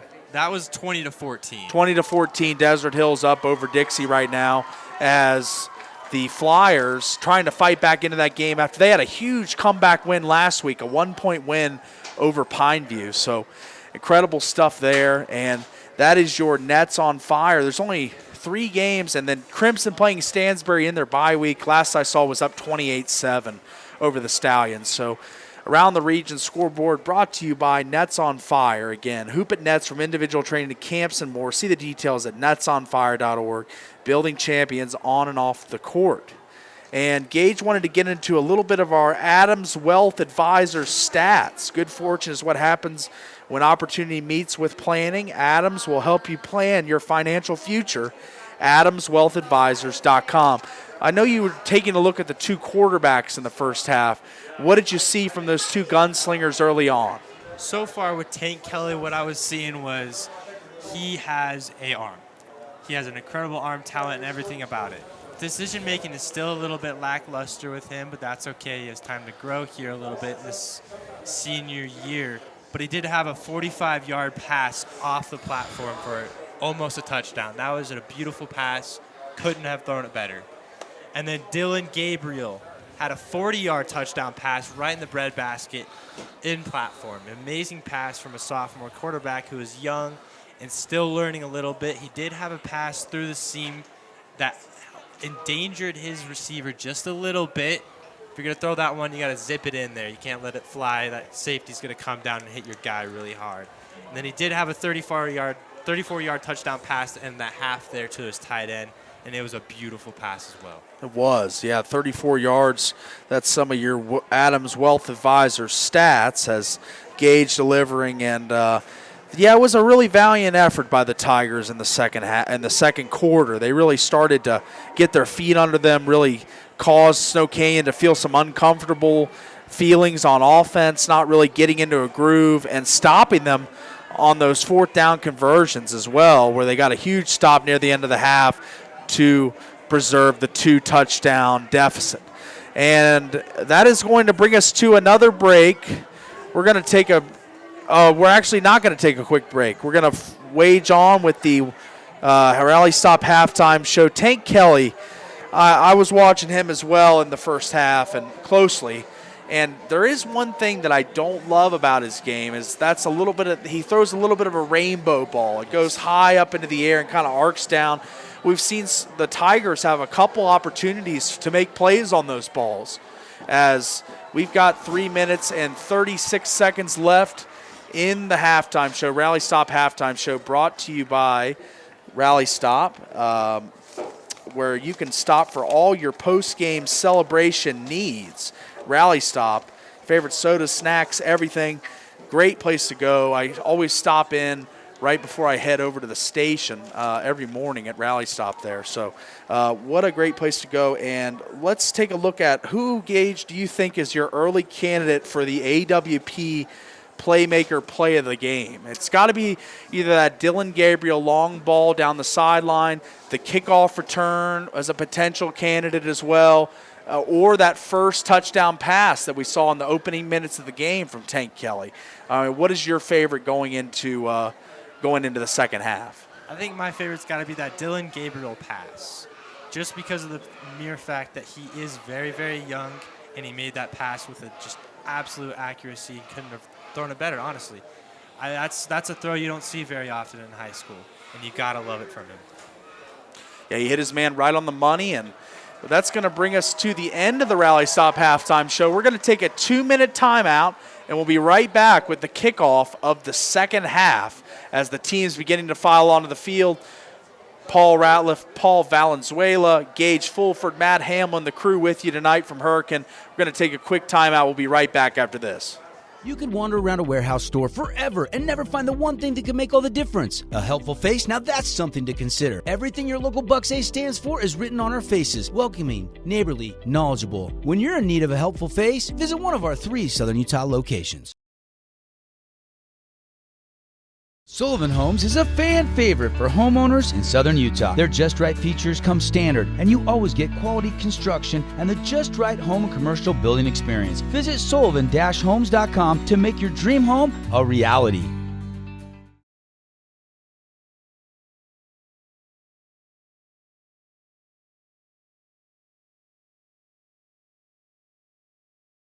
We give you the green light. 4 Seasons Auto Sales. Hook you up with some wheels. Drive on out of here. We give you the green light. Buy here, pay here. You can apply online. Now it's time to ride.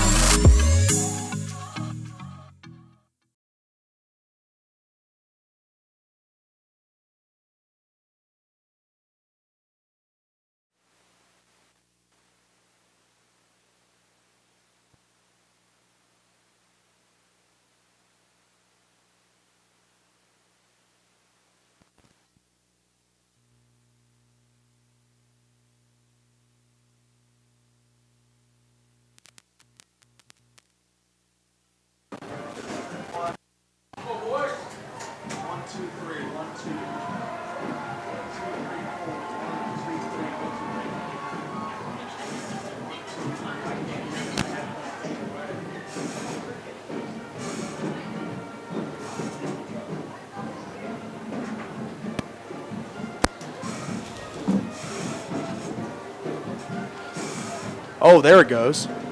Yeah, we're back. All right. I was kind of worried about that. All right. Oh, live. We are live back from Hurricane as the Tigers and the Warriors ready to take the field as they have begun the warm-ups for the second half. And, Paul, we got Gage's thoughts on the first half. Just wanted to get your thoughts on the first half. What did you see from both teams? You know, there were a couple of kind of tipping points in that half where Snow Canyon could have scored and run away with this thing, and it could have been a blowout. They didn't take advantage of those plays, or Hurricane responded on defense, whichever way you want to look at it. But they did respond. We got a two-score game with the team that's trailing by 2 scores getting the ball first. So this first possession of the second half will be critical for what happens going into the rest of the third and the fourth quarters. It's exciting to see. I think what Gage was saying about the quarterback play on both sides of the ball has been fantastic to see. Tank slinging the ball all over the field. I think he threw 3 touchdown passes and did a great job. And Gabriel's done well as a sophomore, threw a couple of really nice touch passes. So that the lines have both played well, offense and defense for both teams. Snow Canyon has the 14-point lead, and they probably have a little bit of advantage at the line of scrimmage. But I think the score is reflective of the way the game's been played. So it'll be exciting to see. Halftime adjustments are always important. This first drive is always important. See how the players come out and respond. And I think we're looking forward to a good second half of football here. Great second half. Perfect football weather in Hurricane, Utah tonight. I'm telling you, when God created football, this was the night he created it for right here. Absolutely. Nailing it right there. Poetic, I would say, about the weather tonight from Paul there, as it is amazing out here. Very temperate, comfortable in the press box with all the windows open. And make sure to stay tuned after the game for the Johnson Pediatric Postgame show, as we will hand out the Mountain Land Supply Defensive Play of the Game, the AWP Playmaker Play of the Game, the Dealer Collision Big Hit of the Game, the Hearst Ace Hardware Player of the Game, and the Jersey Mike's Sub of the Game. Also wanted to mention Intermountain Sports Performance, Intercap Lending, and Handel's Ice Cream. 3 of the key parts that bring you this broadcast tonight, as are all the sponsors that are on the docket tonight. Thank you so much for your support. And the Warriors will begin to line up to kick the ball away as we are getting ready for second half action here. We got 12 up on the clock. The third quarter about ready to begin. Wanted to thank Intermountain Sports Performances. A lot of the athletes in Region 9 use them. There's no off-season. Get sports-specific training at Intermountain Sports Performance. Locations from Logan to St. George. We have not seen one up here. As we've got the kickoff back, and it is going to bring out the Tigers as they come out after a really resilient first half as they fell behind, and now they're getting back into the game.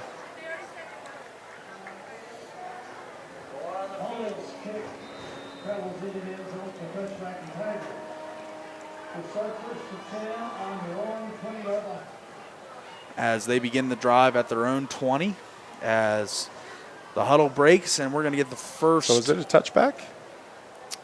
I believe so, yes. Yeah, ball's supposed to be on the 25, but that's all Okay. right. That's the coach's job to notice that. As that run is off tackle, and that's a great opening play for the Tigers. So want to get a drive established here, and no better way to do that than hand it off to the bell cow, number 20, Ethan Staples, as he moves forward for 6 yards. 6 yards on first down. Nice play.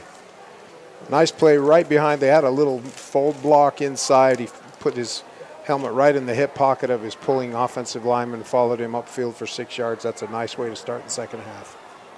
And that's going to bring up, like you say, Paul, a 2nd and 4 for the Tigers as Gabriel takes the snap.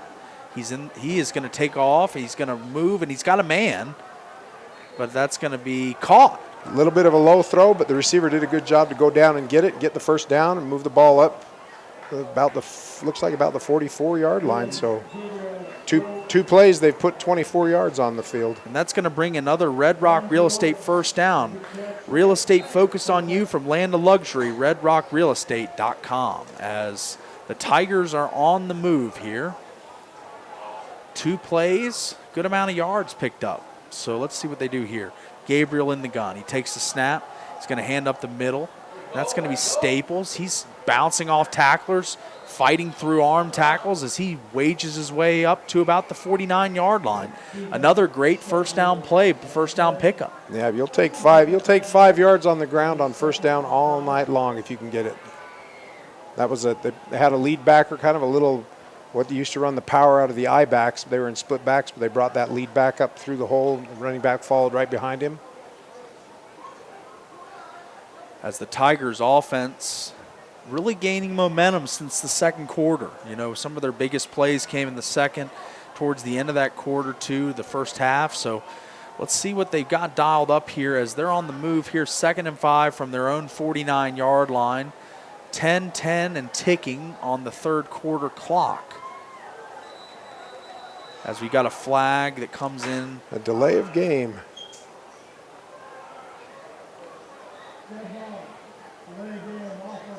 Delay game is the call. Good call there, Paul, as that's going to back up the Tigers 5. Yeah, it's tough in high school football on a stadium that doesn't have a play clock. You have to pay attention to that back judge. When he starts waving that arm, counting with his arm, you know you're down under 5 seconds.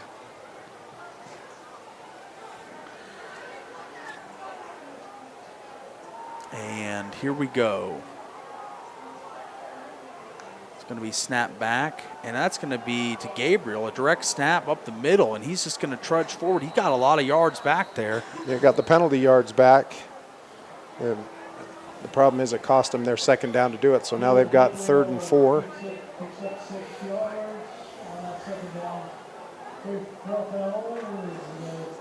But they have, in this drive, every time they've run the ball, they've gotten 4, 5, 6 yards. Hurricane starting to lean on that Snow Canyon defensive line a bit, as it's a young offensive line, but a powerful one, as they're beginning to get road grading into the forte here, as that's going to be another outside jet sweep. It's going to rumble forward for about 2 yards. It's going to bring up a 4th and 2 or 3, 4th and 4, they're saying. 4th and 2. It's 4th and 2. Yeah, 4th and 2. And the offense is still out there for Hurricane. So just barely past midfield, and this is a big play right here. Big momentum play.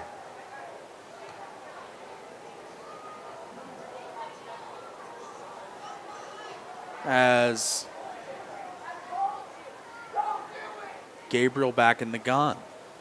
4th and 2. This is a huge pivotal play. Got a little bit of movement from the Snow Canyon defensive lineman. No one jumped there, I don't believe, and they're going to call it UD and Associates. Looks like they were just trying to get him to jump off sides. Looks as if that was the play call there, and that's going to bring up a UD and Associates timeout for the Hurricane Tigers. UD and Associates, for great service and rates on home, auto, or life insurance. Call Luke today at 435-251-9102 for a free quote to see how much you can save today.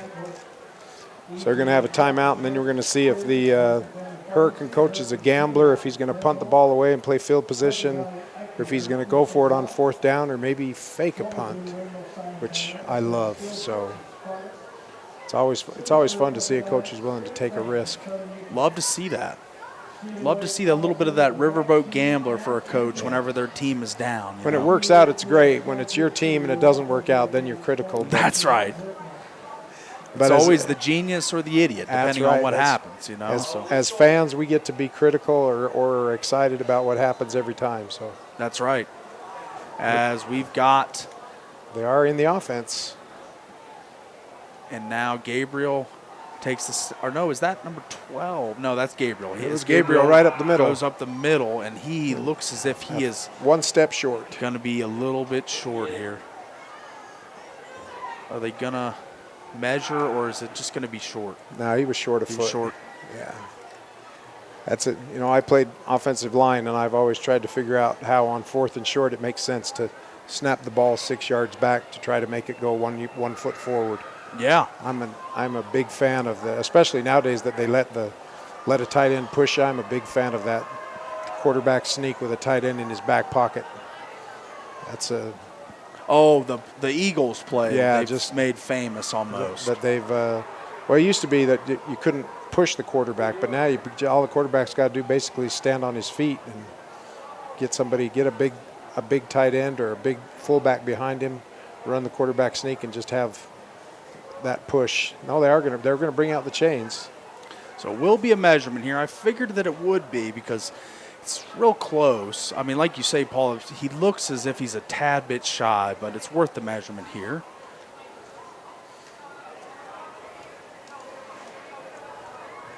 Yeah, in 2023, we're using the technology from when football was invented in the 1910s or 1890s, and we're using a chain and 2 sticks to measure 10 yards. And they gave it to him. They got it. The Tigers get the first down on the measurement, and that's a huge momentum play for them as the drive continues. Yep, that's a big play early in the 3rd quarter of this game.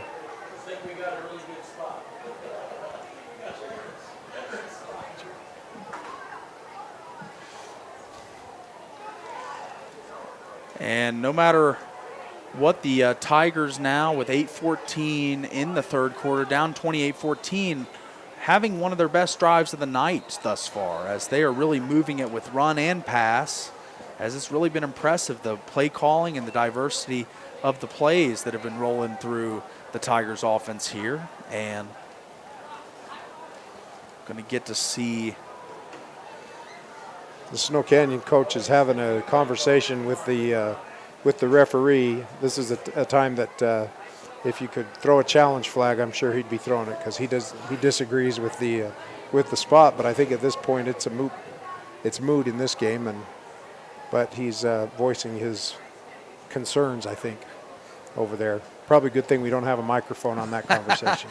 Probably good is right, as the Warriors obviously thought that he was short, and initially when they marked it, I thought he was, but after the measurement, like you said, you thought he was a foot shy, Paul, but after they got a favorable spot. Yeah, as it'll continue the Tigers' drive here, as there's been a long deliberation with the coaching staff. The coaching staff and the officials on the Snow Canyon sideline. Yeah, it's kind of a free timeout for Hurricane. If you're smart right now, get your coaches out, get a drink for your players, get some strategy discussed, and get back in the huddle.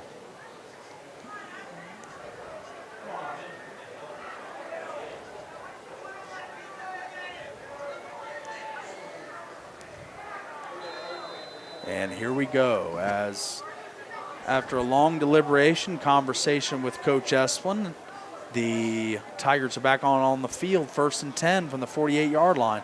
And that's going to be Ethan Staples pounding ahead. The running game really has started to take piece in this second half and late in the 2nd quarter into the 2nd half, as Staples pounds ahead for about 7 on first down. Where they were trying to run, kind of get the edges in the first half, they've gone straight up the middle, coming out with some little inside fold blocks and power plays. That's been very effective. Nice adjustment during halftime. And that play is going to be bottled up and stopped in the backfield. That's number 56, Goobler again. Yeah, he's made multiple plays tonight. Yep, he's been the best player on the defense for Snow Canyon tonight for sure. He's really been in the backfield, penetration a few times, made another tackle for loss right there, and he's been a disruptive force.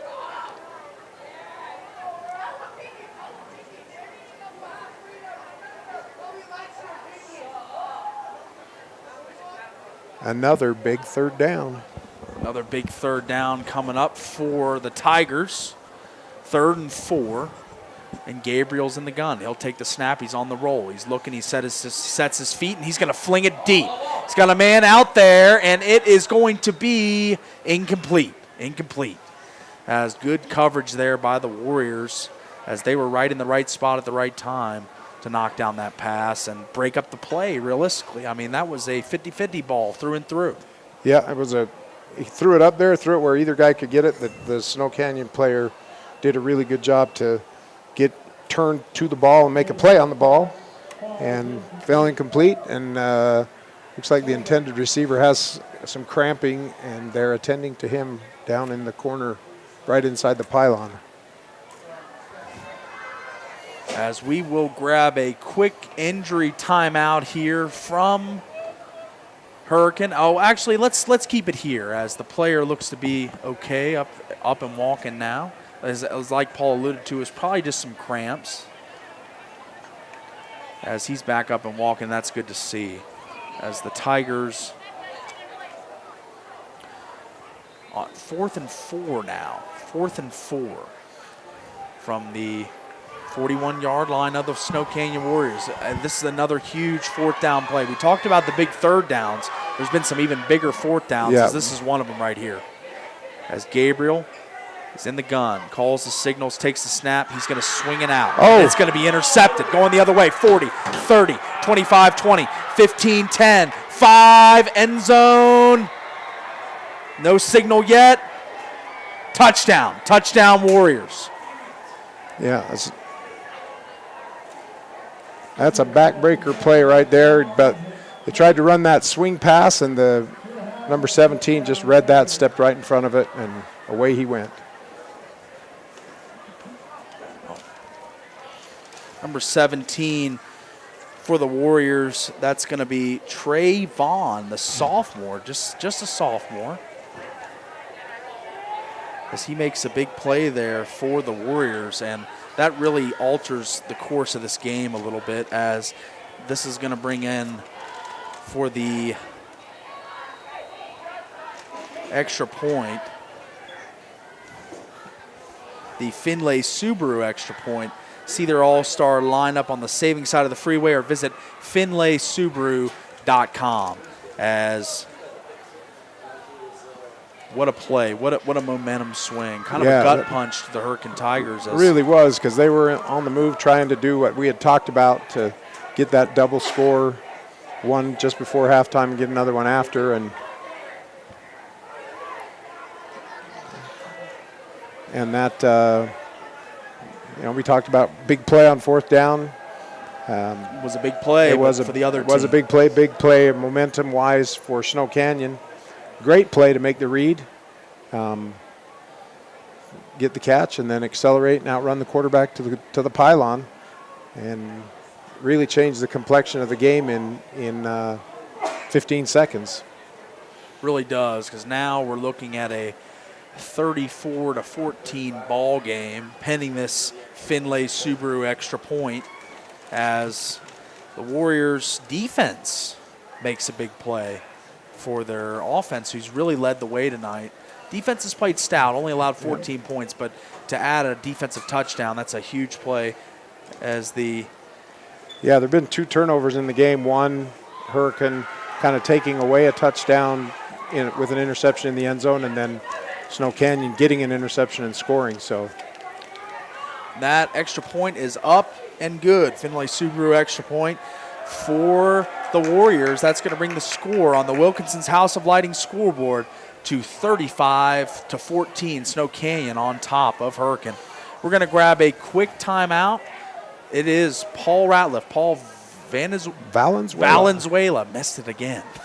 Valenzuela from Hurricane High School, the Tigers Den. We're going to grab a quick break. Be back in. I've got 15 seconds to list all the reasons that you should call Jason Baum at Bay Equity Home Loans. First-time home buyer specialist, down payment assistant loans, investment loans other guys haven't even heard of, reverse mortgages, and so many more to name before I run out of time.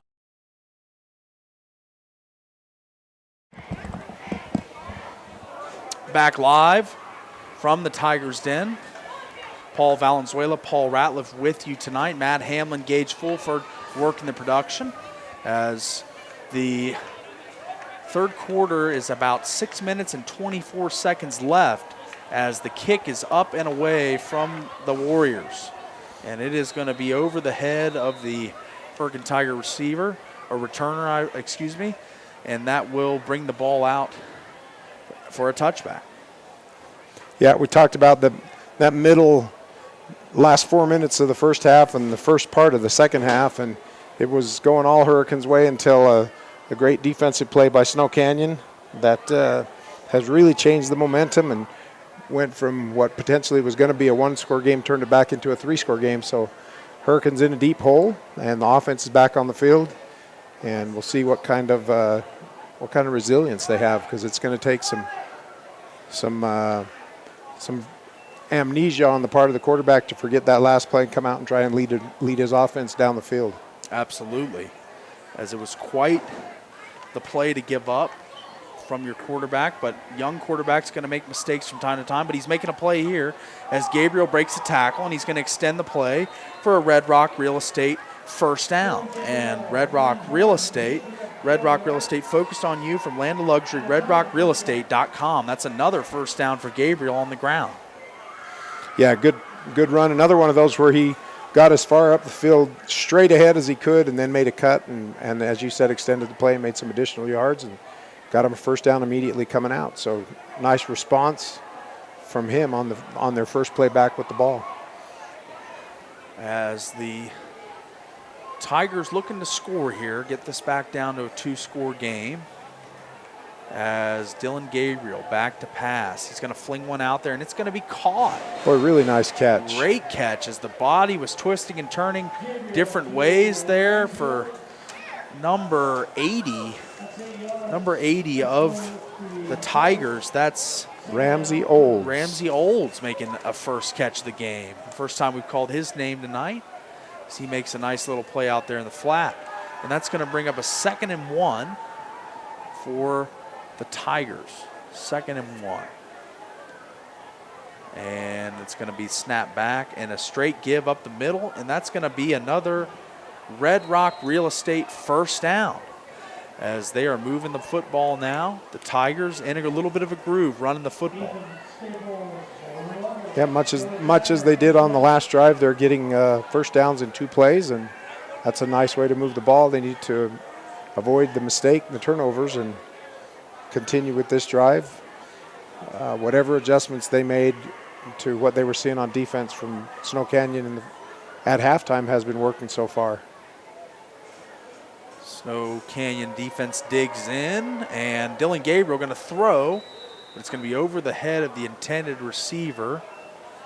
That's C.J. Trump. C.J. Trump, who you'd seen in some previous games make some plays for the Tigers. Made some really good plays that first game of the year, and haven't called his name tonight, but that he's another one. They're young. These are all very young players, a lot of underclassmen, so they're out here playing with not a lot of seniors on the roster, but they're fighting, giving it the best they can, and Snow Canyon has responded defensively and widened the lead in this game.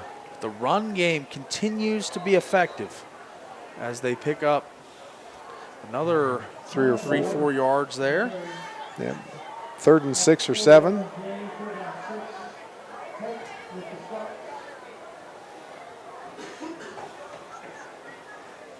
They're moving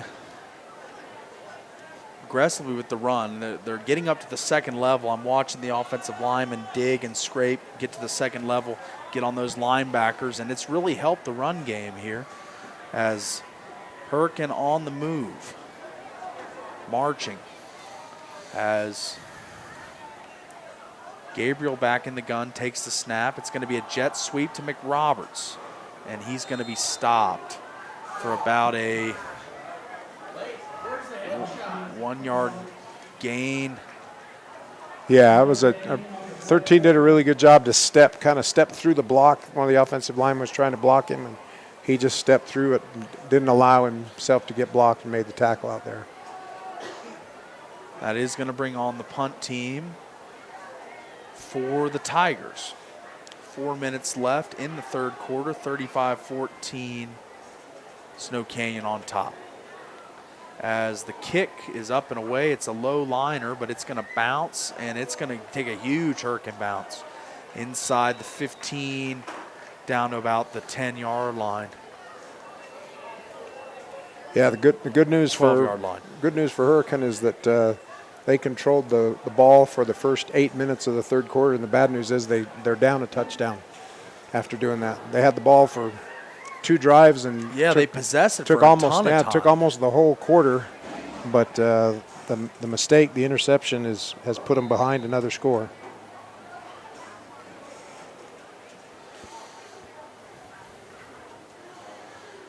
As the Warriors begin to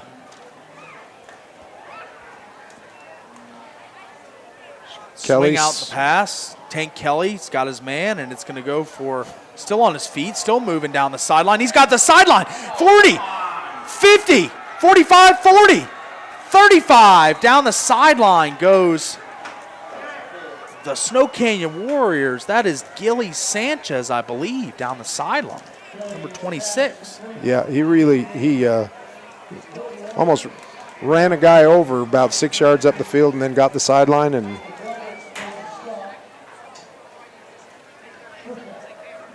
what a play that was. It looked like he had nothing there. Cale Johnson. Cale Johnson, I'm sorry. 26. Correction.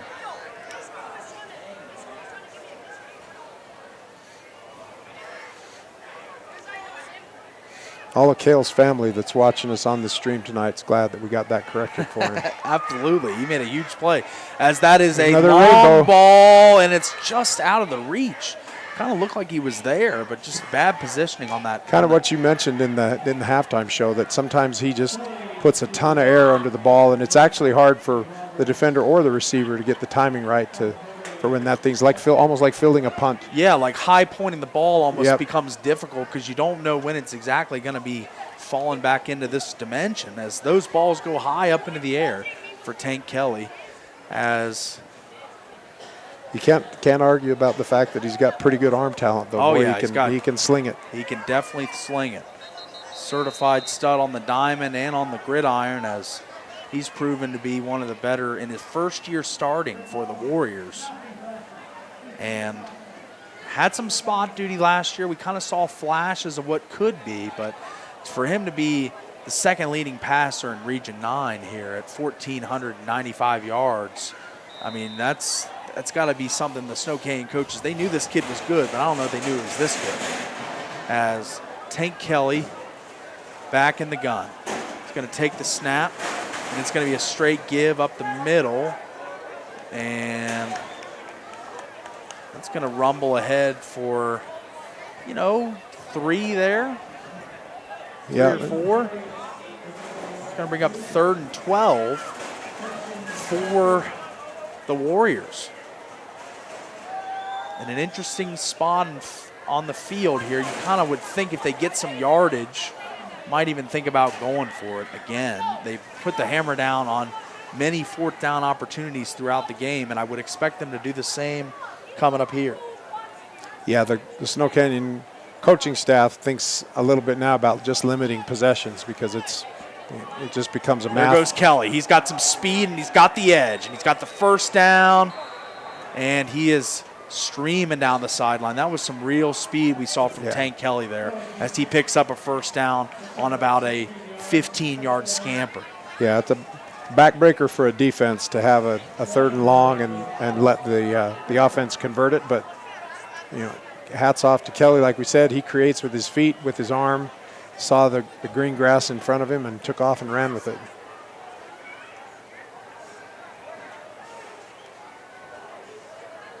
As Tank Kelly back in the gun. He's going to call his own number. He's going to call his own number, and he's got some green grass in front of him, and he's going to trudge forward for about 14 yards. 14 yards. That's going to be and first goal. and goal for the Warriors from, looks like the 3-yard line, 3-yard line, first and goal from the 3. And 1:53 in the third.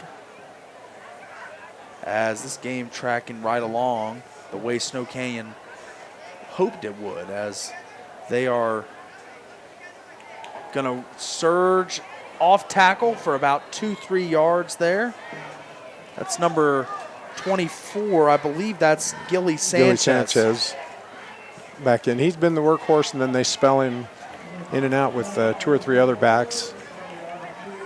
Max Reynolds, one of their key guys, hasn't played the last 2 weeks. One of their more dangerous, dynamic runners, not in the lineup tonight, dealing with an injury, but they have really picked up the slack for him. Sanchez, Barnes, all the running backs for the Warriors, as Kelly's in the gun. It's a fake, and he's going to tuck it and run, and he has got the end zone. Touchdown, Warriors.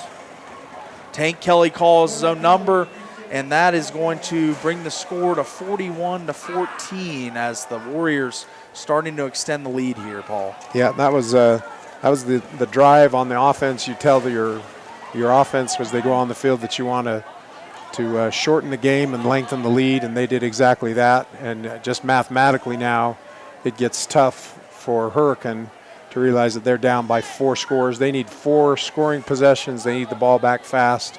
So mathematically, with 13 minutes and 5 seconds of football left, it's a really tough putt for Hurricane to get back in this game now. Absolutely, and the Finlay Subaru extra point is good. See their all-star lineup on the saving side of the freeway, or visit finlaysubaru.com. Also wanted to give you a look at the Wilkinson's House of Lighting scoreboard. We're now up to 42-14. The Snow Canyon Warriors lead the Hurricane Tigers on the Wilkinson's House of Lighting scoreboard. Wilkinson's light up Region 9. Wilkinson's where the locals shop. Winners of Best of Southern Utah 5 years in a row. As the kickoff about to happen here, as the teams have filed onto the field again. And it's been a good special teams night, I've felt, for Hurricane, though, having that they've had run.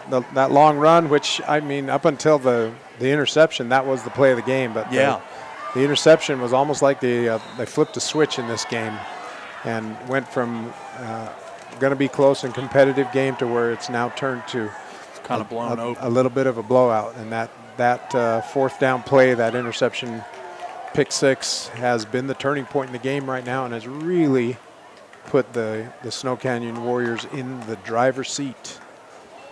Absolutely, the driver's seat they are, as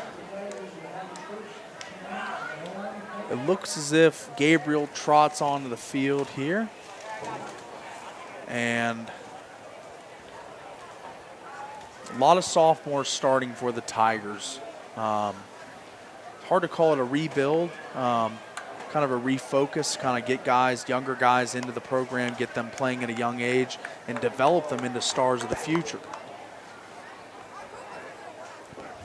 And they, that's going to be a sack. Gabriel's going to go down.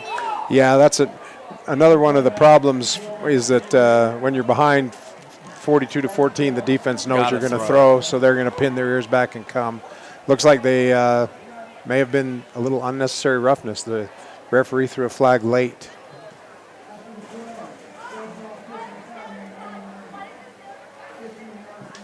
Okay, well, that is there's break an for automatic the Tigers. first down. Break for. It's going to march off 15 there. 54 seconds left in the third quarter, as Gabriel gets the play from the sideline, trotting into the huddle.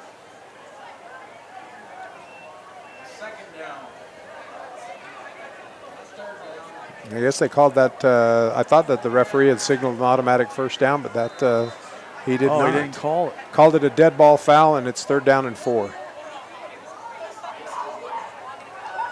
And that is going to be a first down for the Red Rock Real Estate, first down for the Tigers.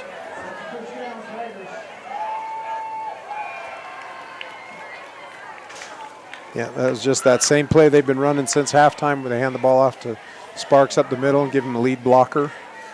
And got another 5 yards.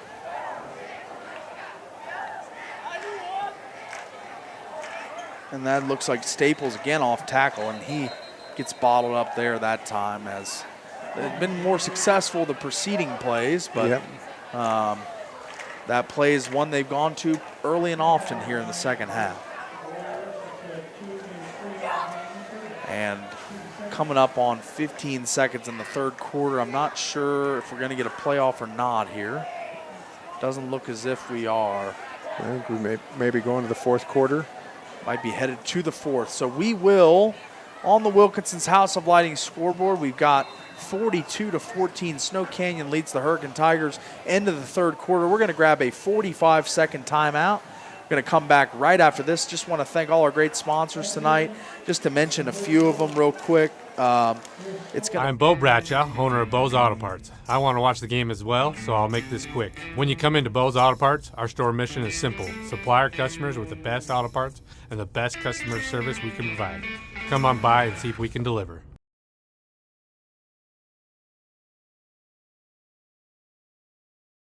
Hey, Region 9 sports fans, this is Matt Hickman with Academy Mortgage, a proud sponsor of Region 9 football. I would be honored to help you with your next mortgage, whether it's purchasing a home, building, or refinancing. Hey, I'm wide open. Let's connect for a touchdown.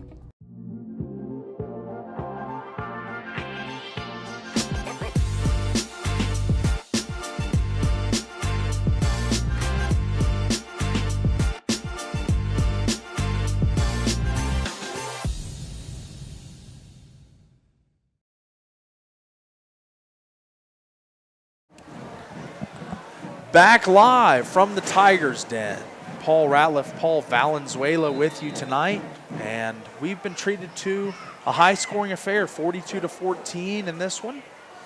As the Tigers take the snap here, Gabriel looks to pass. He's going to set his feet and gun it. And that looks as if it's going to be caught. First down, Red Rock Real Estate first down for the Tigers.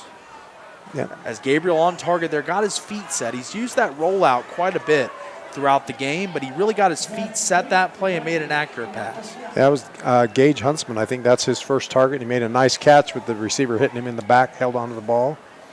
The defender was right on him, but he concentrated, got the catch, got a first down.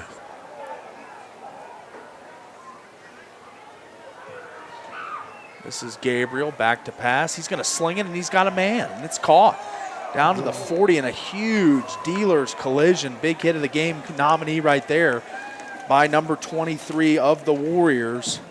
That's Archie Threlfall.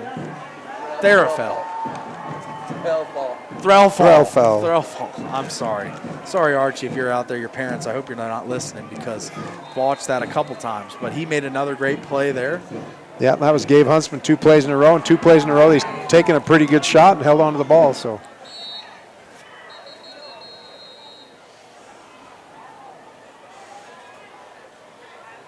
he's another one of those juniors, underclassmen again. So yeah, a lot of developmental pieces moving forward for this Hurricane roster. As another great run up the middle. Quick hitter.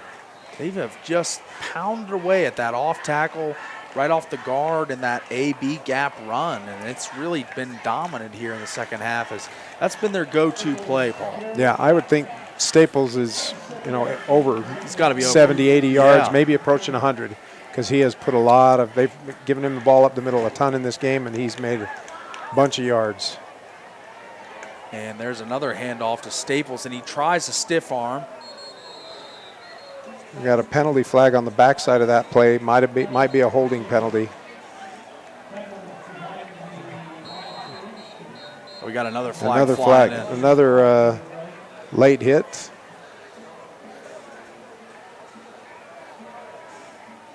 Some extracurricular activities.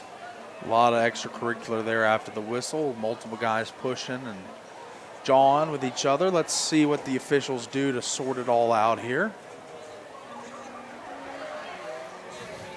You start that play with a 2nd and 4. If you end up with a holding penalty and then a post-play personal foul, you could end up with a 2nd down and needing to call an Uber, because it's going to be a long ride. getting an update here on Nets on Fire Region 9 score update. The Cedar Reds pounding away at the Pineview Panthers tonight. That's a game I thought would be a lot tighter. 28-7 Cedar on top as the Reds, and really getting going here in the later half of the season. Slow start, lost that game to Richfield in the season opener, but have really gotten their feet under them here and gotten on track. The Reds winning 28-7 over a high-powered Pineview offense to hold them to 7 points. Very impressive. That's your Nets on Fire around the region update. As this has been a long deliberation here by the officials, trying to sort this one out. Multiple flags have flown. I see 3 on the field. Yeah, now the officials are on the far sideline having a conversation again with the Snow Canyon coaching staff. Now we'll see if they got it all sorted out.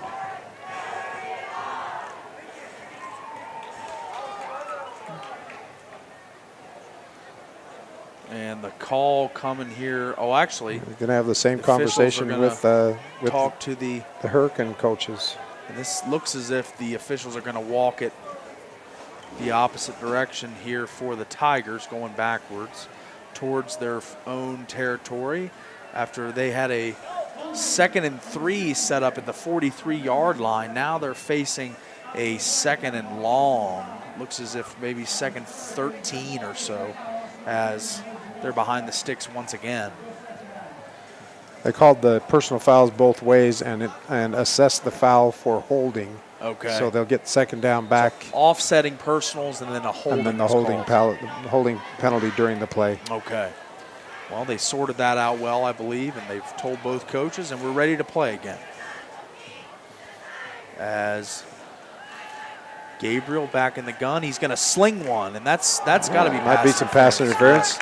Well, every official threw their flag, so I think it was. That might have been more of an obvious one there, as they're going to get a chunk of it back there. All of it back, really. It's a good way. It's a good way to get a conversion on 2nd and 15 is to get a 15-yard penalty.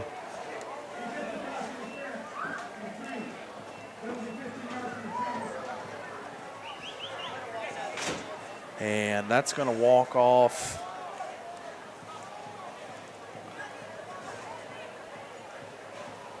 Not sure what the call is here. It was defensive pass interference. I think they're just trying to decide whether it's a first down or not. Yeah, I think that's it will be. I think the result of the penalty will be a first down because they were 2nd and 14. 13, yeah. So now it'll be 15 yards up. First down should be.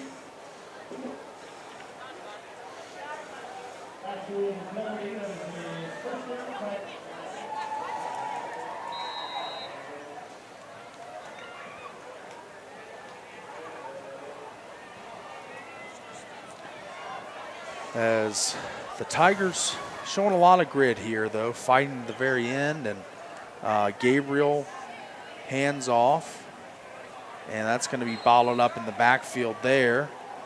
As multiple defenders, Tegan Whitehead on the scene there, finally get to call his name as he makes a play.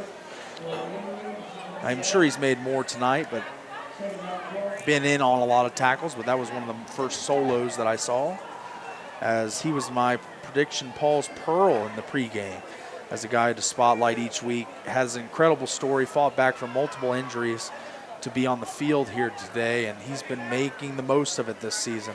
4.5 sacks, one of the top guys in the region, 97 tackles. Great year for Tegan Whitehead. As Gabriel in the gun, takes the snap. He's running for his life, and that one's tipped and knocked down. That's going to bring up a 3rd down and 12. Yeah, that was Trayvon. I think that's the guy that had the pick 6, right? Got his hands up again. Yeah, Trayvon. Just a sophomore.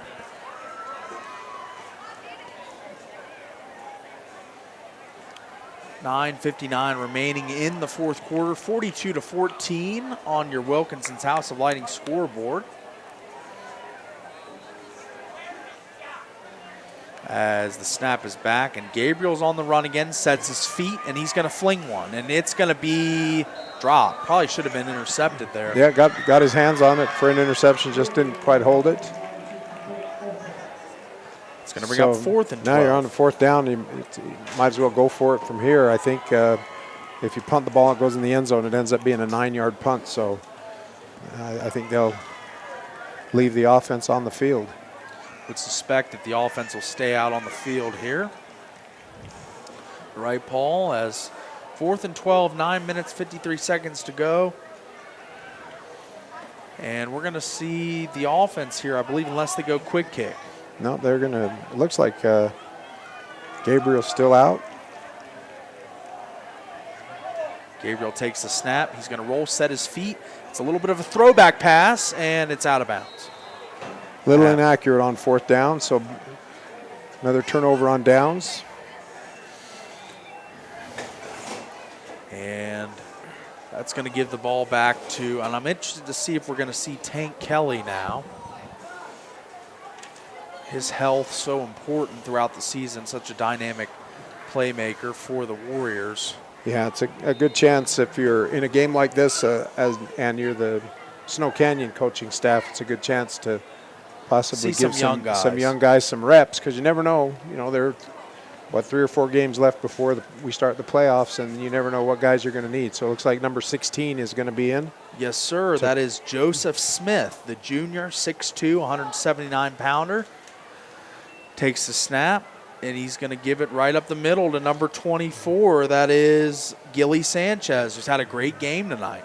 Yeah, he gets another big 7-yard run on 1st down.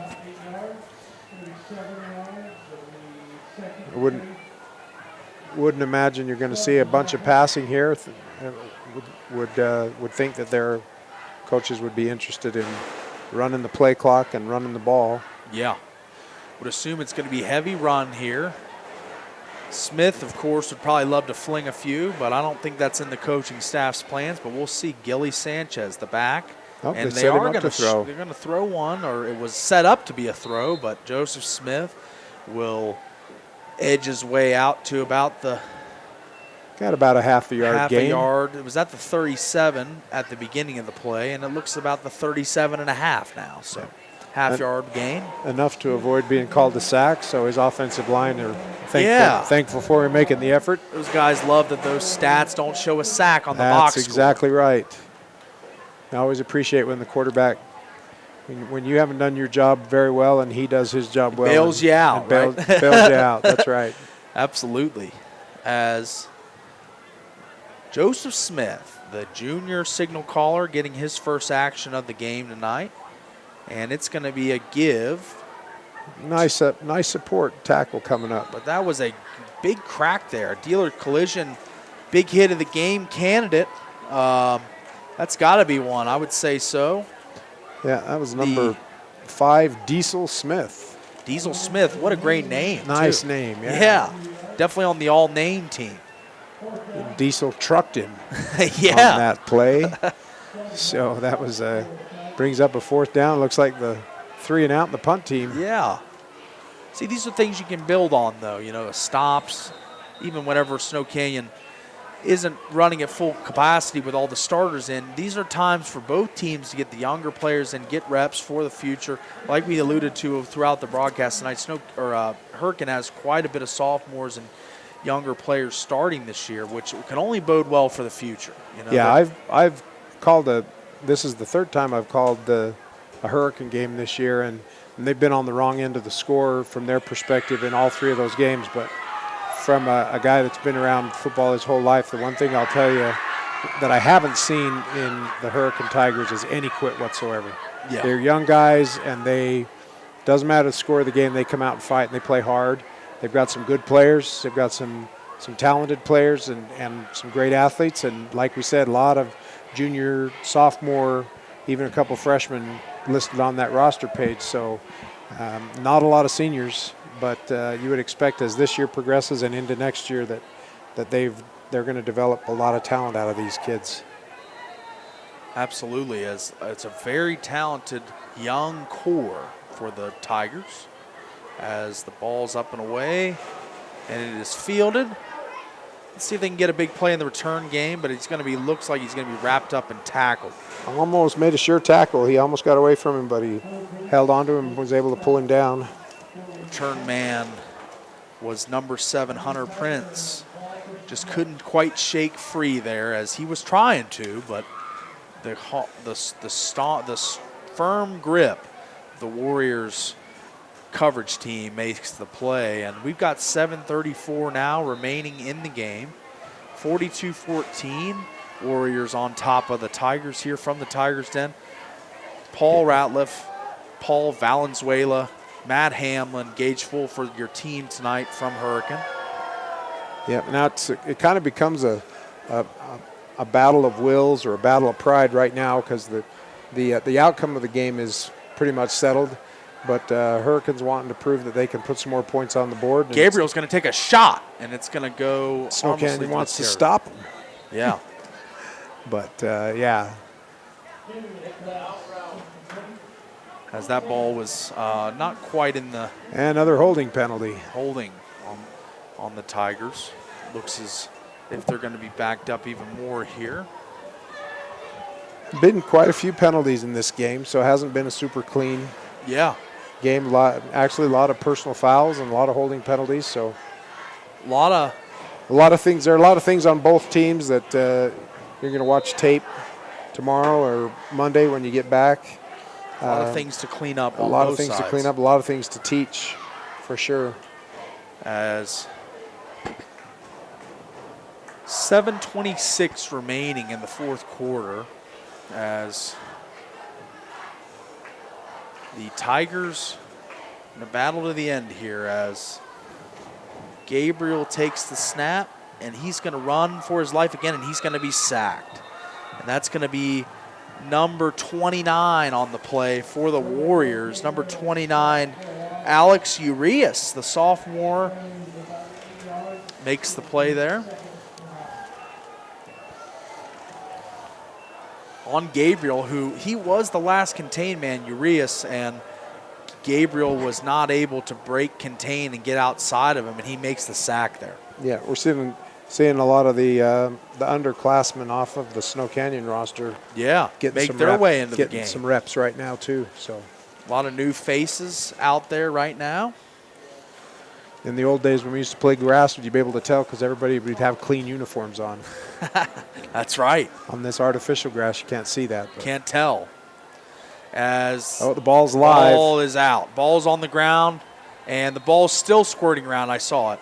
And let's see who comes up with this one. As they're signaling third down, I believe. Yeah, I think a Hurricane player was able to get back on that. Hurricane player scooped up the ball, and it's going to bring up third down and long. Third down and a country mile. Third down and far. Third down and a country mile for the Tigers. As maybe they go with the approach, you get half here and try and get half on fourth down, or. Yeah, I don't know. What play do you have on your play sheet for exactly. For third and 40? That's right. It's quite the effort to get half, like I was saying, but it could be the strategy here. Third and 32 from that's going to be a UD and Associates timeout for the Tigers. We'll take it 2. After the break, we'll be back with the finale, with the ending of the action, the last 5:40. On the Wilkinson's House of Lighting scoreboard, it is the Snow Canyon Warriors 42-14. We're going to take a quick break. Create your own relaxing, comfortable space. Boulevard Home offers the guaranteed best prices on furniture, appliances, mattresses, and more. And buy with no interest financing. Shop Boulevard Home, because home is who we are. I'm Bo Bradshaw, owner of Bo's Auto Parts. I want to watch the game as well, so I'll make this quick. When you come into Bo's Auto Parts, our store mission is simple. Supply our customers with the best auto parts and the best customer service we can provide. Come on by and see if we can deliver. Back live from the Tigers Den. Paul Ratliff, Paul Valenzuela with you. Matt Hamlin and Gage Fulford on the production team tonight. Done a great job. Broadcast been moving along swimmingly tonight as The Tigers now set up at their own 8-yard line. 3rd and 32. As what are you going to draw up here? And it looks like it's going to be a draw. It is going to be a draw. And the draw is going to pick up quite a bit, as it looks as if it picked up about 10 yards or so, but not going to be quite enough. It's going to send out the punt team for the Tigers. Yeah, I think the plan on that play was just get the ball where the punter's not going to be standing with his heels on the back line of the end zone. So he'll have some room to get the kickoff. 2 returners back deep for the Warriors. One kind of shallow, one deeper. I think that's Thompson back there. 21. No, these are the younger players now. 21 for the Warriors was back deep. As the ball bounces and is down at about the 40-yard line. 21, Ryder Ince, the junior, was back deep. Didn't get a chance to return that ball, though. So it'll be at the 41-yard line of the Tigers. Warriors going to take over. Up 42-14, 4:54 left in the fourth quarter. Looks like we're going to see the reserves again. Backup quarterback.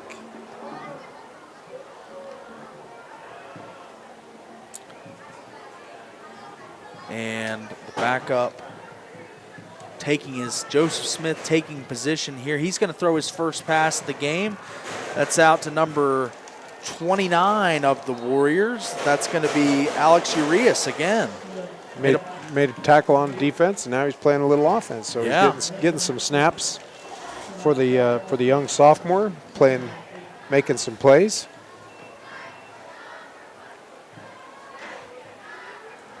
Would think that the Warriors going to run clock at this point. 4 minutes and 20 seconds left and ticking. Yeah, even that last play was really just a long handoff out to the side, but. And that's fumbled, but picked up and squirts forward for about 6 yards there on 2nd and 8. Yeah, it took a fortunate bounce right up to the running back as he was coming to where the mesh point was supposed to be for the handoff, so he just took it on a bounce and got it upfield for 4 or 5 additional yards. Sometimes the ball bounces your way, and sometimes it doesn't. That's why it has points on it. As Joseph Smith taking the snap, and he's gonna keep it up the middle in the RPO. Nice run. And he's gonna trudge ahead for about, well, I know it's a first down. I think it's about 6-7 yards there. Yep, picked nice. up by Joseph Smith. Nice run. He's a tall kid, 6'2", and long strider we saw there. Yep. Not afraid to put his head down and lean into his shoulder pads and get the first down. So. And we got 3 minutes and 3 seconds and ticking now, as the Warriors just content to kind of run the football here. They threw the one pass, but like you said, Paul, it was basically a modified run. Yeah, it was a short pass, swing pass, and get a completion, get some confidence for him. Good to teach. All of what they're getting right now is some teachable moments, right? Good videotape of a lot of these young players and their fundamentals, things that'll build both teams really for the future. Absolutely, as Joseph Smith takes the quarterback draw right up the gut again, as he's shown to be a capable runner in a few carries here. I've been impressed with his speed for how big he is. Yeah, he's like you said, he's kind of smooth with that long stride, and when he gets to the end of the run, he's not afraid to lower his pads and take a hit or deliver a hit, and got good yards on that. 2 minutes and 6 seconds now ticking in the game, as all the awards, and that includes the Mountain Land Supply Defensive Play of the Game, the AWP Playmaker Play of the Game, the Jersey Mike Sub of the Game, and more, as the runner goes up the middle and stumbles ahead for a first down.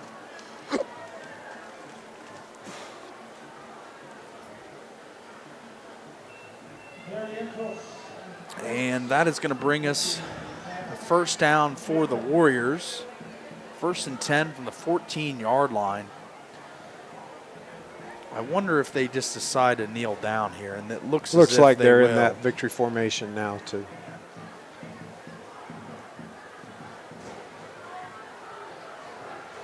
And they are. With that first down, they don't need to get another one to be able to run the clock out. So some nice sportsmanship. Thing, yes. Nice sportsmanship by the Snow Canyon coaching staff to say, we appreciate the competition and avoid injury and avoid putting another touchdown running the score up. Just get your regroup on both sides and get ready for next week, because that's what happens in the football season is when this one ends, you start planning for the next one. And that's going to bring us to the end of the game. 12 seconds and ticking. That is going to be the last play, that victory formation kneel down by the Warriors as the handshake lines are assembling. And that's going to bring us to the end. 42-14, the Snow Canyon Warriors defeat the Hurricane Tigers tonight from the Tigers Den. And, Paul, what are your quick thoughts before we get to the post-game show? Just your instant reaction. Instant reaction is a really competitive game that really changed on that one pick six and turned into a rout after that. Absolutely. Again, I'm impressed with Snow Canyon, impressed with their quarterback, slinging the ball all over the place, runs, makes plays with his feet. They're a tough football team.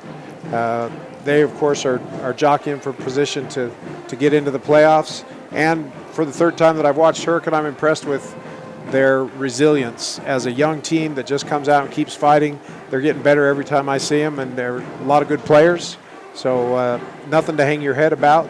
They come out and fought, and fun game. It's a fun high school football game to watch. Real fun high school football game to watch, and the Warriors move to 5-2, 2-1 in the region. Hurricane drops to 1-6, 0-4 in region. So this will bring us to the end of the broadcast. We're going to come back with the Johnson's Pediatric postgame show right after this 1-minute timeout.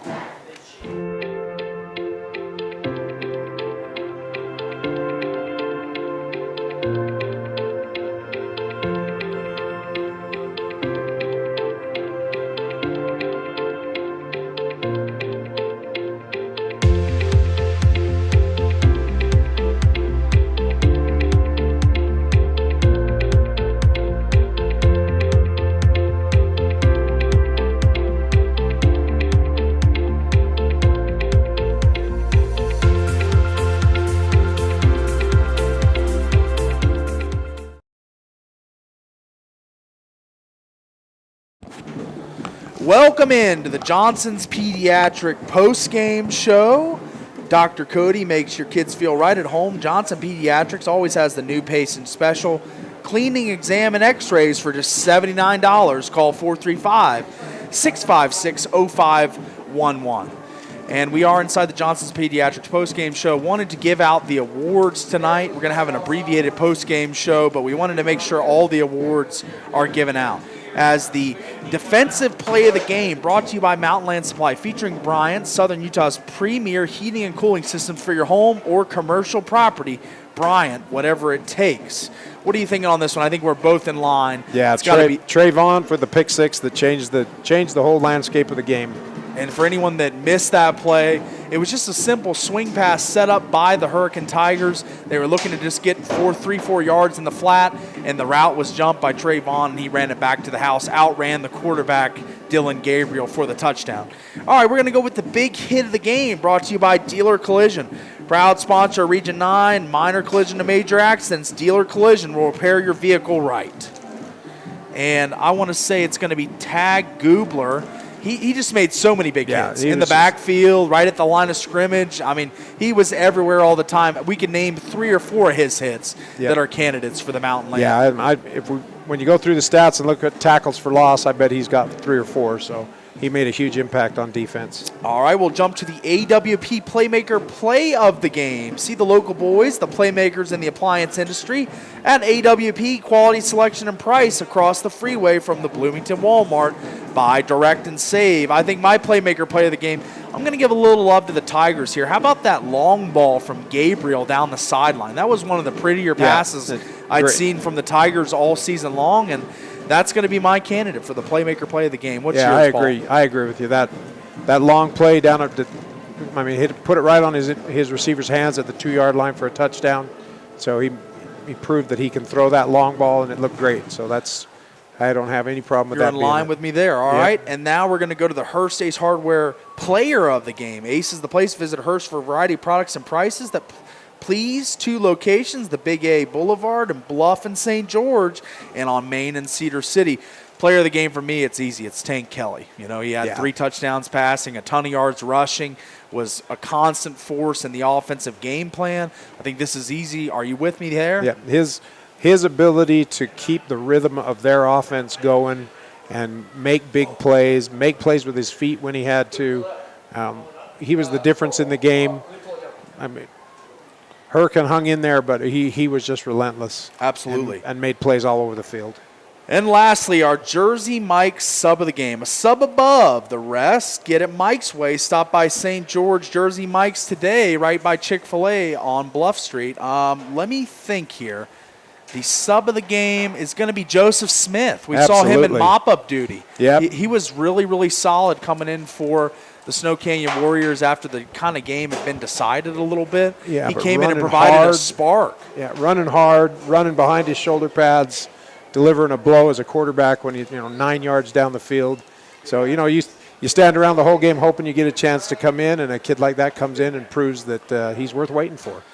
And that's going to do it for us. That's all the awards. Just want to thank Nets on Fire, Adams Wealth Advisors, Johnson Pediatric, Mountain Land Supply, AWP, Dealer Collision, Hearst Ace Hardware, Jersey Mike's for helping us out tonight. For Paul Valenzuela, for Matt Hamlin, for Gage Fulford, I'm Paul Ratliff. That's going to do it for us tonight. The final score, 42-14. The Snow Canyon Warriors defeat the Hurricane Tigers from the Tigers Den. Good night, everybody.